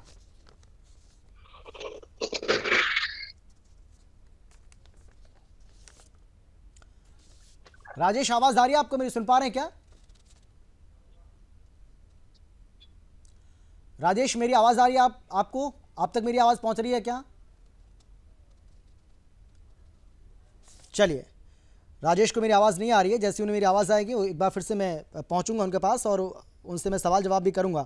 उत्कल, हम आपसे जानना चाहेंगे, देखिए उत्तर गुजरात की अगर हम बात करें तो यहाँ पर अब स्थिति लगभग साफ होती हुई नजर आ रही है। हमारे जो तमाम संवाददाता हैं उनसे हमने बातचीत की है और ग्राउंड जीरो से जो वो रिपोर्ट दे रहे हैं उसके मुताबिक देखा जाए तो कांग्रेस यहाँ पर अपने आप को मजबूत बताती भी है और पिछली बार हमने देखा तो अच्छी खासी संख्या सीटों की थी, कांग्रेस ने अच्छी सीटें यहाँ से हासिल की थी। लेकिन क्या वो स्थिति इस बार आप देख पा रहे हैं? गुजरात में जहाँ क्षत्रिय बहुल आबादी है, 33 सीटें हैं। पिछली बार कांग्रेस ने अच्छा प्रदर्शन किया था, दोनों पार्टी 50-50 पर रही थी। आपने जैसे हमारे रिपोर्टर ने बताया कि आम आदमी पार्टी के जो संयोजक है वो 3 बार आ चुके हैं, प्रधानमंत्री की भी 2 बार सभा हो चुकी है, अशोक गहलोत का भी दौरा हो चुका है। आम उत्तर गुजरात जो है गुजरात के राजनीति का केंद्र रहा है, राजनीतिक लेबोरेटरी माना जाता है। इस बार भी तगड़ी लड़ाई उत्तर गुजरात में ही होने वाली है क्योंकि कांग्रेस के जो प्रदेश अध्यक्ष हैं वो भी उत्तर गुजरात से आते हैं और जिस ज्ञाति से आते हैं, जिस समाज से आते हैं, उसका बड़ा दबदबा उत्तर गुजरात में है जी। तो ये ठाकुर समाज जो है, जो क्षत्रिय समाज है, वो एकदम प्रभावी रूप से वोट करेगा। तो ये इस बार ऊंट किस करवट बैठेगा, यानी कि वो समाज किस तरफ जाएगा, ये अभी कहने में थोड़ा समय लगेगा। लेकिन कुल मिलाकर के ज्यादा एज भारतीय जनता पार्टी को है, ज्यादा बढ़त भारतीय जनता पार्टी को है। लेकिन उत्तर गुजरात में इस बार तगड़ी लड़ाई होने वाली है। आम आदमी पार्टी को किस तरीके से देख रहे हैं आप इस जोन में? देखिए, आम आदमी पार्टी उत्तर गुजरात में इतना अच्छा नहीं करेगी क्योंकि ग्रामीण इलाका है, ग्रामीण क्षेत्र है और अंबाजी से उमरगांव तक का जो आदिवासी बेल्ट है उसमें से बहुत अच्छा विस्तार जो है वो हम उत्तर गुजरात से निकलता है। यानी पूरा ग्रामीण क्षेत्र है, पूरा रूरल एरिया जिसे माना जाए, इस प्रकार से ग्रामीण मत क्षेत्र के लोग हैं। तो आम आदमी पार्टी इतना अच्छा नहीं करेगी कि वो सीट ले पाए। लेकिन जिस प्रकार से वो लोग लगे हैं तो वो इस बार दोनों पार्टियों में से किसका वोट ले जाएंगे, किसका वोट चुरा ले जाएंगे और किसका गणित वो बिगाड़ेंगे, इस पर सबकी नजर टिकी रहेगी। चलिए ठीक है राजेश, मेरी आवाज आ रही है आप तक? आवाज पहुंच रही है क्या मेरी? राजेश, क्या आप सुन पा रहे हैं आप मुझे? मेरी आवाज आ रही है आपको? चलिए, आवाज नहीं पहुंच पा रही है। देखिए, हमने आपको दो जोन के बारे में बताया, हमने आपको सौराष्ट्र और कच्छ के बारे में बताया, और इसके साथ ही हमने उत्तर गुजरात की क्या स्थिति है वहाँ के बारे में भी आपको हमने बताया। लेकिन अब बारी है अगले जोन की। अब हम बात करेंगे मध्य गुजरात की, और मध्य गुजरात के बारे में आपको ये याद रखना होगा कि मध्य गुजरात ये वो इलाका है, ये वो क्षेत्र है, ये वो जोन है जहाँ पर सबसे ज़्यादा सीटें आती हैं, 61 सीटें आती हैं यहाँ से। और यही वजह है कि चाहे वो बीजेपी हो या कांग्रेस हो या आम आदमी पार्टी, इन तीनों ने ही पार्टियों ने पूरा जोर लगा रखा है कि किस तरीके से मध्य गुजरात में अच्छी जीत हासिल की जाए, क्योंकि कहा यह जाता है कि मध्य गुजरात में जो ज़्यादा सीटें हासिल करेगा सत्ता के करीब उसके पहुंचने के ज़्यादा चांसेस हो जाते हैं। और इसीलिए मध्य गुजरात के बारे में भी जानना आपके लिए बहुत ज़्यादा ज़रूरी है। हमारे तमाम संवाददाता हमारे साथ बने हुए हैं, 252 रिपोर्टर पल पल की जो अपडेट है, गुजरात विधानसभा चुनाव की जो पल पल की अपडेट है, जो पल पल की जो जानकारी है, ग्राउंड जीरो से जो आपको रिपोर्ट करते रहेंगे, आपको जानकारी हम देते रहेंगे। हम 33 जिले, 33 ब्यूरो और तमाम हमारे जो संवाददाता हैं ग्राउंड पर मौजूद हैं, जानकारी लगातार आप तक हम पहुंचा रहे हैं। और अब हम बात करेंगे मध्य गुजरात की। मध्य गुजरात की अगर हम बात करें तो दाहोद से हमारे साथ केतन भट्ट जुड़ गए, हमारे संवाददाता। खेड़ा से हमारे साथ जयनाथ भट्ट जुड़ गए, आनंद से हमारे साथ भावेश सोनी जुड़ गए, और छोटा उदयपुर से विजय राठवा हमारे साथ जुड़ गए। इसके साथ ही वडोदरा से गोपाल चावड़ा और महिसानगर से विपुल ठाकर, ये हमारे संवाददाता मध्य गुजरात में जो आपको अब मध्य गुजरात के बारे में बताएंगे, जहां से 61 सीटें आती हैं। और मध्य गुजरात में हालांकि बीजेपी का दबदबा माना जाता है, कहा जाता है कि बीजेपी बहुत ज़्यादा यहां पर मजबूत है, और इस बार भी उम्मीद ये कही जा रही है, ये कहा जा रहा है कि मध्य गुजरात में भी बीजेपी अच्छा करेगी। और इसीलिए ये कहा जा रहा है कि 27 साल की एंटी इनकम्बेंसी होने के बावजूद भी बीजेपी यहां अच्छा परफॉर्मेंस कर सकती है। उत्कल, एक बार फिर से मैं आपके पास आना चाहूंगा, मध्य गुजरात के बारे में क्या राय आपकी? आपने बताया कि गुजरात की सबसे ज्यादा सीटें मध्य गुजरात में है, और मैं आपको बता दूं कि गुजरात में कांग्रेस के जो मुख्यमंत्री रहा करते थे माधव सिंह सोलंकी, जिन्होंने 151 सीटों का रिकॉर्ड बनाया जो आज तक किसी सरकार ने नहीं तोड़ा है, वो मध्य गुजरात से आते थे। उन्होंने खाम करके एक थियरी दी थी। गुजरात जातिवादी राजनीति का केंद्र माना जाता था, और नरेंद्र मोदी और भारतीय जनता पार्टी का शासन जब से आया तब से विकास और हिंदुत्व के और गुजरात चल पड़ा है, और जिसे देश की हिंदुत्व की प्रयोगशाला माना जाता है वो भारतीय जनता पार्टी की देन है। लेकिन उससे पहले गुजरात जातिवादी राजनीति के लिए मशहूर था। माधव सिंह सोलंकी ने खाम थियरी दी थी, जिसका मतलब है के मतलब क्षत्रिय, एच मतलब हरिजन जिसके हम दलित कहते हैं, ए मतलब आदिवासी, एम मतलब मुस्लिम, ये चारों जातियों को जोड़ करके उन्होंने गुजरात में जो प्रयोग किया, उसके कारण उन्होंने 151 सीटों का रिकॉर्ड बनाया था जो आज तक किसी सरकार ने नहीं तोड़ा है। यानी कि आप मान लीजिए कि मध्य गुजरात जो है वो जातिवादी राजनीति का केंद्र है, जातिवादी राजनीति का मूल स्थान है, और कांग्रेस का बहुत बड़ा दबदबा सालों तक मध्य गुजरात में रहा है। नटवर सिंह सोलंकी लीजिए, माधव सिंह सोलंकी लीजिए, उसके बाद उसके भरत सिंह सोलंकी, राम सिंह परमार है, बहुत सारे कद्दावर नेता कांग्रेस के वहां से निकले। लेकिन भारतीय जनता पार्टी के शासन में वो सारे किले ध्वस्त हो गए और मध्य गुजरात भारतीय जनता पार्टी का हिंदुत्व का गढ़ बना। कुछ किले अंतिम क्षण तक रहे, लेकिन वो भारतीय जनता पार्टी के जो शीर्ष नेतृत्व केंद्र में सत्ताधीश हुए, नरेंद्र मोदी दिल्ली की राजनीति की तरफ मुड़े, तो अंतिम जो कंकर थे वो भी उस किले के निकल गए, खर गए। तो अभी भारतीय जनता पार्टी का दबदबा है, ऐसे मानने में कोई दो राय नहीं। लेकिन जैसे मैंने उत्तर गुजरात में बताया, मध्य गुजरात भी चुनावी संघर्ष का केंद्र बनेगा, वहां भी जोरों की लड़ाई इस बार लड़ी जाएगी। बिल्कुल। चलिए अब मध्य गुजरात के बारे में एक एक करके जो मध्य गुजरात में पड़ने वाले जो इलाके हैं, जो विधानसभा सीटें हैं, उसके बारे में जान लेते हैं। सबसे पहले हम रुक करेंगे केतन का, दाहोद की जो असल तस्वीर है, ग्राउंड पर क्या तस्वीर है वो बताएंगे। केतन, बताइए क्या स्थिति है अभी, अगर हम वर्तमान की बात करें, 2017 की बात करें, या उससे पहले का इतिहास क्या रहा है सीट का?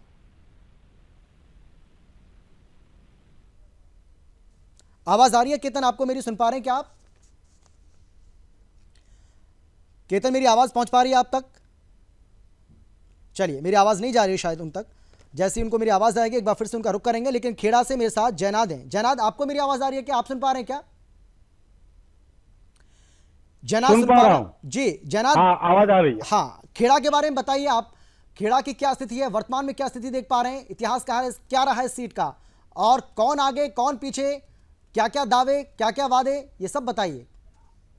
खेड़ा तो है, एक तो सरदार वल्लभ भाई पटेल का जन्म स्थान जो है खेड़ा में आया हुआ है जी, और अभी की जो वर्तमान स्थिति है उसके अनुसार एक ऐसा माहौल बना है बीजेपी में कि सीट टिकट किसी को भी क्यों ना मिले, पर जिसको भी मिलेगी उसको हम जिताएंगे, ऐसा एक माहौल हुआ है। वर्तमान स्थिति के अनुसार खेड़ा की 6 विधानसभा सीट है, उसमें से 3 बीजेपी की है और 3 कांग्रेस की है जी। आखिरी 4-5 महीने में मेरा जो संपर्क अलग अलग लोगों से हुआ है, हिंदुत्ववादी संस्थाओं से हुआ है और फिर राजनीतिक लोगों से भी हुआ है, उसमें ऐसा मेरे ध्यान में आया है कि अभी बीजेपी का प्रयास ऐसा है कि 6 में से 6 सीट बीजेपी की हो, इसके लिए वो पूरा प्रयास कर रहे हैं। एक यहाँ के लोग जागरूक भी है, जातिवाद को मानते हैं, पर जब राष्ट्र की बात आती है तब वो जातिवाद को भूलकर उस विषय में सोचते हैं। साथ साथ में जो कुछ विकास हुआ है, जो कुछ काम हुआ है, जो भारत के लिए बहुत जरूरी था, हिंदुत्व के लिए बहुत जरूरी है, ऐसे सभी कामों की चर्चा भी यहाँ पे हो रही है। यहाँ के जो स्थानिक विधानसभा बीजेपी के जो है 3 विधानसभा सीट है, मातर, नडियाद और मेहमदाबाद, वो तीनों जगह के अंदर बहुत अच्छा कार्य हो रहा है। सभी जो विधानसभा के सभ्य है वो लोग बहुत ही अच्छी तरह से कार्य कर रहे हैं, प्रजा के बीच में बार बार जा रहे हैं। जो यहाँ के जो संसद सभ्य है वो भी उनके साथ मिलकर पूरा प्रयास कर रहे हैं और विकास का कार्य तो अभी कुछ दिन पहले ही नडियाद में नया रेलवे स्टेशन होगा, ऐसा एक बात हुई, इसलिए अलग अलग लोकार्पण का जो कार्य है वो भी हो रहा है और वो सब लोगों की दृष्टि में आ रहा है। ऐसे जो कोई मैं समझ गया, यानी आप ये कह रहे हैं कि 6 सीटें यहाँ से आती हैं। पिछली बार की 2017 की बात करें तो 3 बीजेपी के खाते में गई थी, 3 कांग्रेस के खाते में गई थी, लेकिन इस बार आपको ऐसा लगता है कि यहाँ पर हिंदू राष्ट्र के जो मुद्दा है वो बहुत ज्यादा काम कर रहा है, इस वजह से हो सकता है कि बीजेपी बाजी मार जाए, आप ये कह रहे हैं? हाँ, ठीक है, बिल्कुल यही कह रहा हूँ। ठीक है, केतन मेरी आवाज आ रही है आपको? आप सुन पा रहे हैं क्या? केतन, आप तक मेरी आवाज पहुंच पा रही है? चलिए, आनंद से मेरे साथ भावेश सोनी जुड़ गए हैं। भावेश, अगर हम आनंद की बात करें तो यहाँ के बारे में भी यही कहा जाता है कि बीजेपी जो है वो अच्छा खासा प्रभाव यहाँ पर रखती है। वर्तमान स्थिति आप कैसी देख पा रहे हैं? इस सीट का इतिहास क्या रहा है और किस तरीके से इस बार तीनों ही पार्टी, चाहे वो बीजेपी हो, कांग्रेस हो और आम आदमी पार्टी हो, यहाँ इन तीनों के बीच में वार पलटवार का जो सिलसिला इससे पहले भी हम देख रहे हैं और यहाँ भी हमने देखा, यहाँ के जो तमाम नेता हैं उन्होंने किस तरीके से एक दूसरे पर आरोप लगाए, बताइए। आनंद जिले की 7 सीटें हैं जी, 2 भाजपा के पास है और कम मार्जिन के जीती गई है और 5 सीटें कांग्रेस के पास है जी। और यहाँ ज्ञातिवाद ज्यादा चलता है, उत्कल भाई ने बताया आपको, ज्ञातिवाद ज्यादा चलता है, इसकी वजह से कांग्रेस जीतती रहती है। और अब की बार मितेश भाई जो सांसद है उसका काम बहुत अच्छा है जी, उसका सपोर्ट मिलेगा और लगभग 4 से 5 सीट जीत सकते हैं। चलिए, ठीक है, छोटा उदयपुर की बात करेंगे। छोटा उदयपुर की क्या हालात, यहाँ पर क्या हालात हैं, यहाँ क्या स्थिति है, ये आपको हम बताएंगे और इसको बताने के लिए विजय राठवा हमारे साथ हैं, हमारे संवाददाता। विजय, छोटा उदयपुर की क्या स्थिति देख पा रहे हैं आप? वर्तमान की क्या स्थिति है, राजनीतिक इतिहास क्या रहा है इस सीट का, ये भी जानना बहुत ज्यादा जरूरी है। जी सर। जी, हेलो, हाँ बोलिए, आप बोलिए, आवाज आ रही है आपकी। छोटा उदयपुर के अंदर टोटल जिले के अंदर 3 सीट हुई है जी। 3 सीट में से एक भाजपा के पास है और 2 कांग्रेस के पास है, जिसमें जैतपुर पावी विधानसभा विरोध पक्ष के नेता है और छोटा उदयपुर के मोहन सिंह भाई राठवा है, जिसमें बहुत कम मार्जिन से जीती हुई सीटें है और ये बार लगता है कि भाजपा की सीट तीनों 3 आ जाएगी। वजह क्या मान रहे हैं इसकी? वजह ये है सर, अगली बार जो वोटिंग हुआ अभी जीआईडीसी है, जो जीआईडीसी का प्रश्न है वो सरकार ने, अभी सरकार में चल रही है बात, तो भाजपा सरकार अभी करने जा रही है। जीआईडीसी यहाँ पर नहीं है, रोजगारी के लिए बाहर जाना पड़ता है और यहाँ का जो जिले की परिस्थिति है, जिला बहुत बैकवर्ड एरिया है, तो यहाँ रोजगारी की बहुत प्रॉब्लम रहती है और महंगाई के हिसाब से भी देखा जाता है।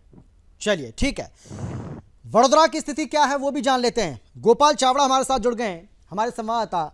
गोपाल, वडोदरा के बारे में बताइए, वडोदरा की क्या स्थिति आप देख पा रहे हैं?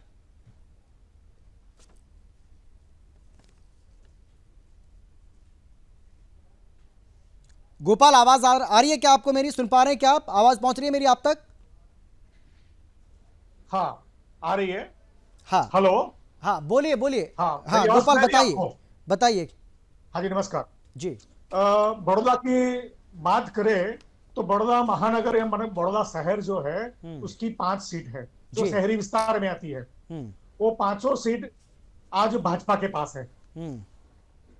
बड़ौदा जो है शिक्षित शहर है, परंपरागत भाजपा का वर्षों से गढ़ रहा हुआ है। तो 2017 में ही भाजपा की सीटें ही, आज भी उसमें कोई परिवर्तन आने वाला दिखाई नहीं दे रहा है। भाजपा की सीट आने वाले इलेक्शन में ही, क्योंकि शिक्षित शहर है इसलिए वो भाजपा के हाथ में आने वाली है। जहां तक हम जिले की बात करें तो जिले में भी 5 सीट तहसील की है।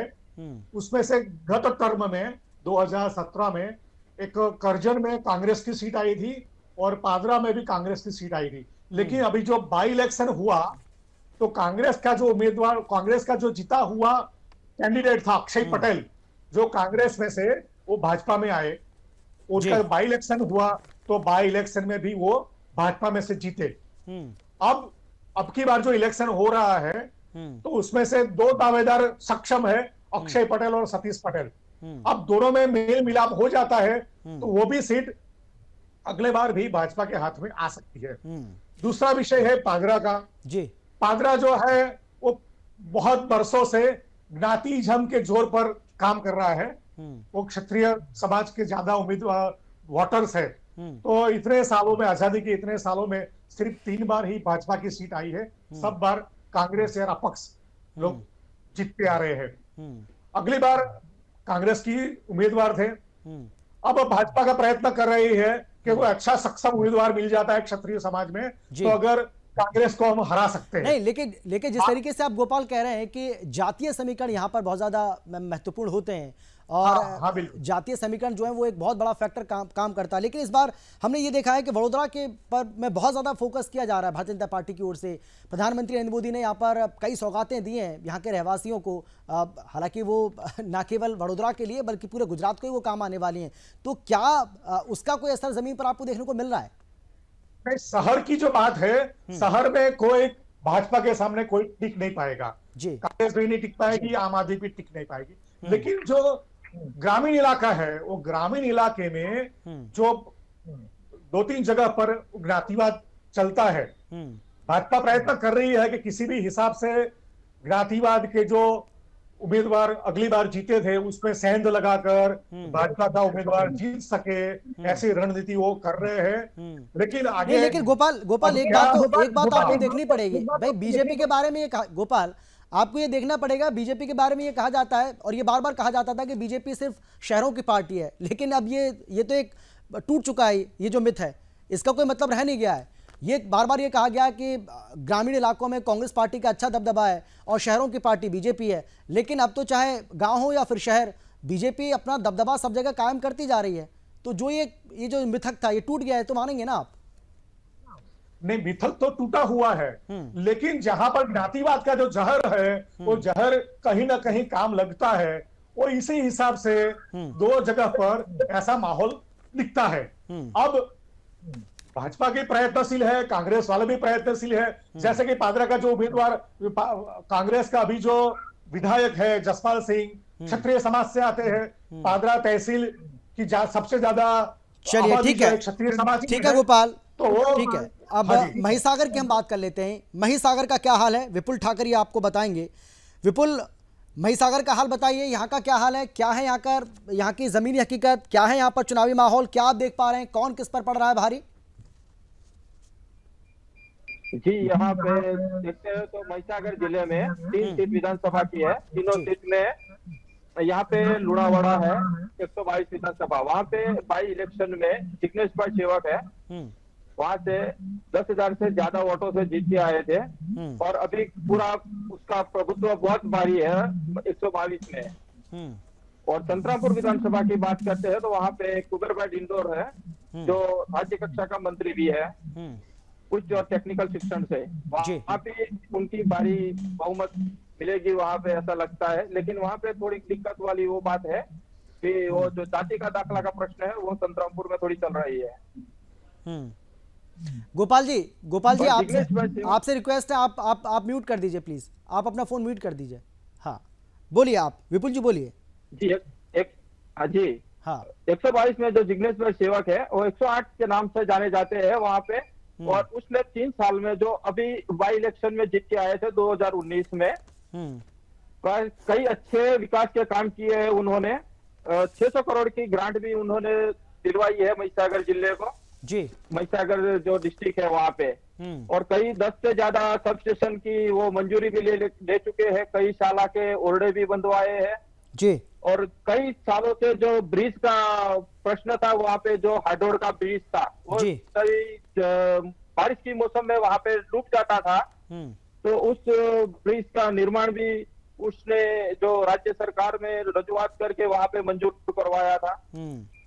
ऐसे कई सारे काम किया है, इसके वजह से फिर से भी वो भारी बहुमत से जीत पाने की आशंका है और सभी कार्यकर्ता की भी मांग है कि वो फिर से रिपीट होए। चलिए ठीक है। केतन मेरी आवाज आ रही है क्या, आपको सुन पा रहे हैं क्या आप? केतन मेरी आवाज पहुंच पा रही है आपको? केतन आवाज आ रही है आपको मेरी, सुन पा रहे हैं आप? चलिए केतन तक हमारी आवाज नहीं पहुंच पा रही है। उत्कल में एक बार फिर से आपके पास आना चाहूंगा। देखिए मध्य गुजरात की हमने बात की है, और मध्य गुजरात जिसके बारे में हम बता रहे हैं, हमारे जो तमाम दर्शक इस वक्त हमें देख रहे हैं और सुन रहे हैं कि 61 सीटें यहां से आती हैं, यानी कि सबसे ज्यादा किसी जोन से अगर सीटें आती हैं तो मध्य गुजरात है। और यहाँ किस तरीके से चाहे वो बीजेपी हो या फिर कांग्रेस या फिर आम आदमी पार्टी, इन तीनों ही पार्टियों ने ताकत लगा रखी है। हमारे जो तमाम संवाददाता हैं उन्होंने भी आपको बताया कि कौन कौन प्रचार के लिए वहाँ पर पहुँचा, किस तरीके से मुद्दे जो हैं वो उठाए जा रहे हैं, उनको भुनाने की कोशिश भी की जा रही है। उत्कल, लेकिन मध्य गुजरात बहुत ज़्यादा अहमियत रखता है, लेकिन क्या जिस तरीके से आपने बताया कि एक समय ऐसा था जब कांग्रेस का दबदबा यहाँ पर रहता था, लेकिन बीजेपी ने धीरे धीरे कांग्रेस की जगह जो खाली हुई उसको भरने की कोशिश की, और एक बार फिर से बीजेपी यहाँ अच्छी परफॉर्मेंस कर सकती है, अच्छा परफॉर्मेंस कर सकती है, इसकी उम्मीद की जा रही है। आप कैसे देख रहे हैं? जनता पार्टी पिछले कई सालों से मध्य गुजरात में अपना प्रदर्शन बेहतर करती जा रही है, लेकिन कई ऐसे गढ़ है कि जहां ज्ञातिवादी मानसिकता अभी बरकरार है। कुछ विधायक ऐसे रहे, मैं आपको बता दूं, एक आध दो नाम दे दूं कि रामसिंह भाई परमार है, मनसिंह भाई चौहान है, भरत सोलंकी, अमित भाई चावड़ा है। कांग्रेस के ऐसे विधायक रहे जो नरेंद्र भाई के मुख्यमंत्री होते हुए भी उनको नहीं हरा पाए। यानी आप समझ सकते हैं कि जब देश और गुजरात हिंदुत्व और विकास के प्रति गतिशील रहा, गुजरात में हिंदुत्व और विकास की राजनीति हावी रही, तब कुछ ऐसे बेल्ट रहे जहां ज्ञातिवादी मानसिकता के कारण कांग्रेस ने अपना प्रभुत्व बरकरार रखा। समय आते, समय चलते, समय जाते भारतीय जनता पार्टी ने अपना पैठ बनाया है, अपना गढ़ मजबूत किया है, लेकिन इस बार भी मध्य गुजरात में कांटे की टक्कर होगी। भारतीय जनता पार्टी को सत्ता बरकरार रखने के लिए, अपना प्रदर्शन बेहतर करने के लिए उम्मीदवारों के चयन में बहुत एहतियात बरतना पड़ेगा, तभी उत्तर गुजरात और मध्य गुजरात की जो सीट है जो ज्ञातिगत राजनीति से एकदम लबालब है, उसमें बेहतर प्रदर्शन कर पाएगी। ठीक है, बिल्कुल सही कहा आपने। और तो हमने अब तक किस किस की बात की है, एक बार फिर से आपको हम बता देते हैं। सौराष्ट्र और कच्छ के बारे में आपको बता चुके हैं। इस जोन के बारे में हमने आपको बताया कि यहाँ किस पार्टी का दबदबा है और कौन सी पार्टी आगे है, कौन सी पार्टी पीछे है, ये हमने आपको बताया। हमने उत्तर गुजरात की बात की है, हमने मध्य गुजरात की बात कर ली है, लेकिन अब बारी है दक्षिण गुजरात की। लेकिन दक्षिण गुजरात की हम बात करें उससे पहले हम आपको बता दें कि 33 जिले, 33 ब्यूरो, हर ब्यूरो पर किस तरीके से हमारे जो तमाम संवाददाता हैं वो मौजूद हैं, हमारे जो ब्यूरो हेड हैं वो आपको जानकारी दे रहे हैं। और ये भी हम आपको बता रहे हैं कि आप देखिए कि छोटी छोटी लोकेशन से भी हम आपको जानकारी दे रहे हैं जहां पर आप ठीक से समझ पाएं, यानी कि आपको सटीक जानकारी मिल सके, इसकी पूरी कोशिश यहां पर सुदर्शन न्यूज़ की है। 252 रिपोर्टर ग्राउंड पर हमारे मौजूद हैं, वो भी आगे भी आपको पल पल की जो जानकारी है, जो अपडेट है गुजरात विधानसभा चुनाव 2022 से जुड़ी, वो देते रहेंगे। लेकिन अब हम बात करेंगे साउथ गुजरात की, यानी कि दक्षिण गुजरात की। दक्षिण गुजरात की अगर हम बात करें तो यहाँ से 35 सीटें आती हैं। कितनी सीटें आती हैं? 35 सीटें यहाँ से आती हैं। और दक्षिण गुजरात के बारे में ये कहा जा रहा है कि इस बार बीजेपी अच्छी खासी संख्या में सीटें यहाँ से निकाल सकती है, ये अनुमान लगाया जा रहा है। और सुदर्शन न्यूज़ ने जो सर्वे से पहले आपको दिखाया था, जो ओपिनियन पोल आपको हमने दिखाया था, उसमें भी आपने देखा होगा कि दक्षिण गुजरात में बीजेपी अच्छी खासी सीटें जीत सकती है। इस बात की उम्मीद की जा रही है क्योंकि बहुत सारे ऐसे मुद्दे हैं जो दक्षिण गुजरात में काम कर रहे हैं। खासतौर पर केंद्र की तरफ से जो योजनाएं चलाई जा रही हैं या राज्य सरकार की ओर से जो योजनाएं चलाई जा रही हैं, डबल इंजन सरकार का बार बार जो जिक्र किया जाता है, चाहे वो प्रधानमंत्री नरेंद्र मोदी हो या गुजरात के मुख्यमंत्री भूपेंद्र पटेल, वो डबल इंजन ऐसा लग रहा है कि दक्षिण गुजरात में खासतौर पर काम करता हुआ नजर आ रहा है। लेकिन कांग्रेस के पास और आम आदमी पार्टी के पास इसकी क्या काट है, ये अपने आप में एक अहम सवाल हो जाता है। हमारे साथ हमारे जो तमाम रिपोर्टर्स हैं, हमारे जो तमाम संवाददाता हैं, वो जुड़ गए हैं। अब दक्षिण गुजरात का हाल हम आपको बताने जा रहे हैं और ये भी आपको बताना ज़रूरी है कि ये आखिरी जोन है, यानी कि 4 जो जोन हैं उसमें से 3 हम आपको बता चुके हैं और ये आखिरी जोन जिसका हम जिक्र कर रहे हैं। तापी से हमारे साथ विकास शाह हैं, इसके साथ ही सूरत से अनुपमा शर्मा हैं, नवसारी से जिगर नायक हैं और सूरत से तेजस वसी हमारे साथ जुड़ गए हैं। ये तमाम हमारे जो संवाददाता अब एक एक करके आपको तापी की, सूरत की, नवसारी की और सूरत की क्या स्थिति है वो स्थिति भी आपके सामने रखेंगे और आपको वहाँ का हाल भी बताएंगे। विकास, मैं सबसे पहले आपके पास आना चाहूँगा। विकास, मैं आपके पास आऊँ उससे पहले उत्कल, मैं आपसे दक्षिण गुजरात के बारे में जानना चाहूँगा। दक्षिण गुजरात को आप किस तरीके से देख रहे हैं और कौन सी पार्टी आपको लगता है कि इस बार यहाँ से ज़्यादा सीटें निकालने वाली है? भारतीय जनता पार्टी के लिए सौभाग्य का विषय रहा कि हर जोन में कोई न कोई महानगर पड़ता है। उत्तर गुजरात को छोड़ करके गुजरात के सभी जोन में कोई न कोई महानगर पड़ता है। गुजरात में 7 महानगर पालिका है। उत्तर गुजरात को छोड़ करके सभी जोन में महानगर पालिका है। सूरत भारतीय जनता पार्टी का सालों से गढ़ रहा है। इस बार भी महानगर पालिका के चुनाव के परिणाम आप देखेंगे तो कांग्रेस 0 पर है। आम आदमी पार्टी ने बढ़त बना करके 50 साल में कांग्रेस के शासन को 25-30 साल कांग्रेस ने महानगर पालिका में शासन किया होगा। कांग्रेस ने विधायक और सांसद भी दिए हैं, लेकिन महानगर पालिका में भारतीय जनता पार्टी की बढ़त मिलने के बाद कांग्रेस ही विपक्ष में रहा। कांग्रेस इस बार महानगर पालिका में 0 पर पहुंचा, आम आदमी पार्टी विपक्ष में पहुंचा। भारतीय जनता पार्टी सूरत में विधायक के नाते बात करे या सांसद के नाते बात करे या महानगर पालिका के नाते बात करे, भारतीय जनता पार्टी का दबदबा रहा है। साउथ गुजरात में भी भारतीय जनता पार्टी का सालों से दबदबा है।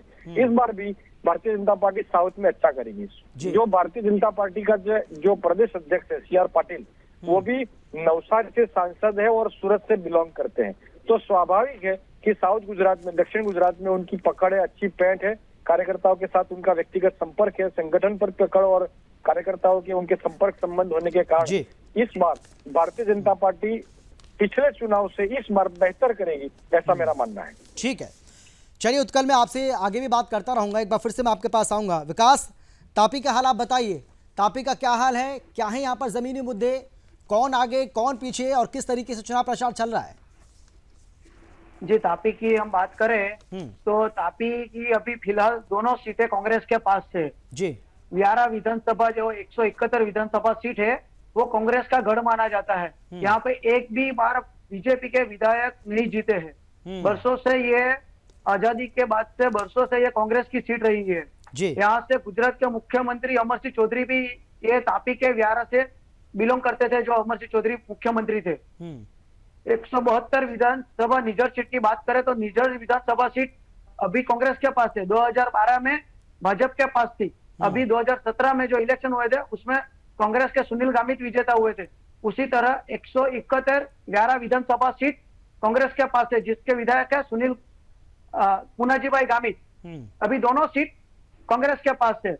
पर पिछले 2-3 सालों में जब से CR पाटिल प्रदेश अध्यक्ष बने हैं, बारी बारी यहाँ पे तापी जिला में बहुत बार दौरे किए हुए हैं। यहाँ पे कांग्रेस का जो गढ़ माना जाता है तापी जिला पंचायत, जो आजादी के बाद पहली बार बीजेपी ने यहाँ पे कब्जा किया हुआ है। तापी डिस्ट्रिक्ट में 7 तहसील आते हैं, उसमें से 6 तहसील में तालुका पंचायत बीजेपी के पास है। एक ही तालुका पंचायत कांग्रेस के पास है, वो है सोनगढ़ में जी। अभी फिलहाल ऐसा माहौल बन रहा है कि दोनों सीटें तापी डिस्ट्रिक्ट की दोनों सीटें बीजेपी जीत सकती है, ऐसा माहौल बना हुआ है। क्योंकि यहाँ पे कांग्रेस का जो संगठन है वो मजबूत नहीं दिख रहा है। क्योंकि यहाँ पे जो पूर्व केंद्रीय विकास, आम आदमी पार्टी भी अपनी मौजूदगी लगातार यहाँ पर दर्ज करवा रही है। जी, आम आदमी पार्टी यहाँ पर मौजूदगी दर्ज कर रही है, पर उसका असर नहीं दिख रहा। आम आदमी पार्टी ने अपने दोनों उम्मीदवार यहाँ पे घोषित कर दिए है। 171 व्यारा विधानसभा में विपिन भाई चौधरी। चलिए ठीक है विकास। सूरत शहर से हमारे साथ अनुपमा जुड़ गई हैं, अनुपमा शर्मा। अनुपमा, सूरत शहर की बात करें तो सूरत शहर में क्या स्थिति आप देख पा रही हैं और किस तरीके से जमीनी हालात यहाँ पर बने हुए हैं, माहौल क्या है? अनुपमा, माइक्रोफोन म्यूट है जी। हाँ बोलिए बोलिए। जैसे कि देखा जा रहा है, लगातार भाजपा आम आदमी पार्टी अपनी लगातार रैलियां कर रही है, शो कर रही है और जनता में अपने नए नए आश्वासन लेकर आ रही है। लेकिन जहां तक है, जनता समझ चुकी है। आम आदमी पार्टी जितना सुविधाएं देना चाह रही है फ्री में, लेकिन जनता सतर्क हो चुकी है। जनता समझ रही है कि ये वादे खोखले वादे हैं और इस बार भी भाजपा को ही पकड़ मिलने वाली है सूरत शहर से। इसकी वजह क्या मान रही हैं आप? अगर बीजेपी को आप यहाँ पर मजबूत पाती हैं ग्राउंड पर, तो लोगों से आप बातचीत करती हैं, लोगों के बीच में भी आप जाती हैं, कौन से ऐसे मुद्दे जो आपको लगता है हावी हैं और इसकी वजह से भारतीय जनता पार्टी की ओर लोगों का रुख आपको दिखाई पड़ रहा है? वैसे तो देखिए, वैसे तो बोला जाता है कि हिंदुत्व का मुद्दा भाजपा लेकर चलती है, लेकिन यहाँ पर हिंदुत्व का मुद्दा लेकर नहीं, विकास के मुद्दे को लेकर बात भी चल रही है। जनता समझ रही है जो विकास भाजपा सरकार में हुआ है वो किसी और सरकार में नहीं आना है, इसलिए अब जनता भाजपा पर ही भरोसा कर आगे बढ़ना चाह रही है। ठीक है, यानी आप ये कह रही हैं कि डबल इंजन सरकार की जो बात बार बार कही जाती है कि गुजरात में 27 साल से बीजेपी है और केंद्र में 8 साल से है भारतीय जनता पार्टी, तो कहीं ना कहीं ये जो फैक्टर है वो भी काम कर रहा है, खासतौर पर सूरत सिटी की अगर हम बात करें तो। नवसारी की बात करेंगे, जिगर नायक हमारे साथ हैं। जिगर नायक, नवसारी का हाल बताइए आप, यहाँ किस तरीके की स्थिति आप देख पा रहे हैं? वर्तमान की इतिहास का क्या रहा है इस सीट का और किस तरीके से तीनों पार्टियों की ओर से चुनावी ताल ठोकी जा रही है? जी, नवसारी की बात करें तो नवसारी जिले में 4 विधानसभा सीटें आती है, नवसारी, जलालपुर, गढ़देवी और बांसदा। और 2017 के परिणामों की बात करें तो इनमें से 3 सीटों पे भारी बढ़त से बीजेपी ने विजय हासिल किया था। एक सीट जो वांसदा, जो पूरा ट्राइबल बेल्ट है, वहां पे आजादी से अब तक भाजपा जीत नहीं दर्ज कर पाई है।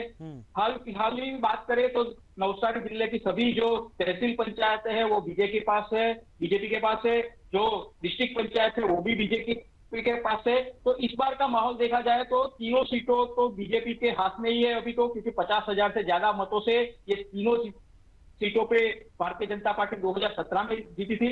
एक बांसदा विधानसभा है जो कांग्रेस के हाथों में थी और इस बार लग रहा है कि वहां पे कांटे की टक्कर भाजपा और कांग्रेस के बीच होने वाली है। आम आदमी पार्टी की बात करें तो आम आदमी पार्टी का यहाँ पे ग्राउंड लेवल पे कुछ नहीं है। नवसारी जिले में उन्होंने जो उम्मीदवार घोषित किए हैं वो भी कहीं ना कहीं कोई बीटीएस से आया हुआ है, टाइगर से आया हुआ है, कोई कहाँ से आया हुआ है, कांग्रेस से आया हुआ है। तो ग्राउंड लेवल पे आपका यहाँ पे कुछ नहीं है नवसारी में। जी, यानी आम आदमी पार्टी जो दावा कर रही है वो आपको जमीन पर दिखाई नहीं पड़ रहा है, आप ये कह रहे हैं? जी बिल्कुल। नवसारी की बात कर रही, 2 दिन पहले अरविंद केजरीवाल की यहाँ पे रैली थी। अरविंद केजरीवाल आए थे चिखली में, गढ़देवी विधानसभा विस्तार में, वहां पे लोगों ने काफी विरोध किया था उसका। और देखा जाए तो भाजपा का नवसारी काफी टाइम से गढ़ रहा है और इस बार भी ये इतिहास जो है वो रिपीट होगा। ठीक है जिगर। तेजस वसी हमारे साथ हैं और तेजस वसी हमें हाल बताएंगे सूरत का, सूरत जिले का क्या हाल है वो जानना भी आपके लिए बहुत ज़्यादा ज़रूरी है। तेजस वसी बताइए, सूरत जिले की अगर हम बात करें तो किस तरीके का दबदबा यहाँ पर भारतीय जनता पार्टी का, कांग्रेस का, आम आदमी पार्टी का आपको दिखाई पड़ रहा है? चुनावी माहौल क्या है, राजनीतिक इतिहास क्या रहा है इस जिले का, वो भी बताइए। सूरत जिले में टोटल 7 विधानसभा है और 7 में से 6 विधानसभा बीजेपी का है और एक ओनली मांडवी विधानसभा है वो जो बरसों से वो कांग्रेस के पास है।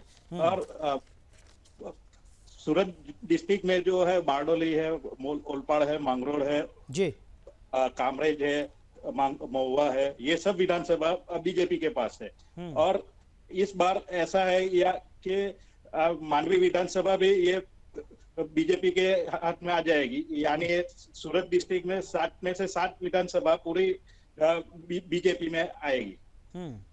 और बरसों से सूरत डिस्ट्रिक्ट जो है वो बरसों से बीजेपी के है यानी इस बार आपको लग रहा है कि इस बार एक बार फिर से बीजेपी कमबैक करेगी यहाँ पर?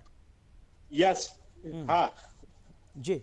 आम आदमी पार्टी और कांग्रेस का कोई वजूद दिख रहा है यहाँ पर, खासतौर पर अगर नहीं कुछ वजूद नहीं दिख रहा है, क्योंकि वो मुफ्त फ्री में रेवड़ी बांट रहे हैं, बिजली फ्री में दे रहे हैं, ये सब गारंटी कार्ड जो दे रहे हैं आम आदमी वाले, वो सब खोखले वादे साबित हो रहे हैं यहाँ पे।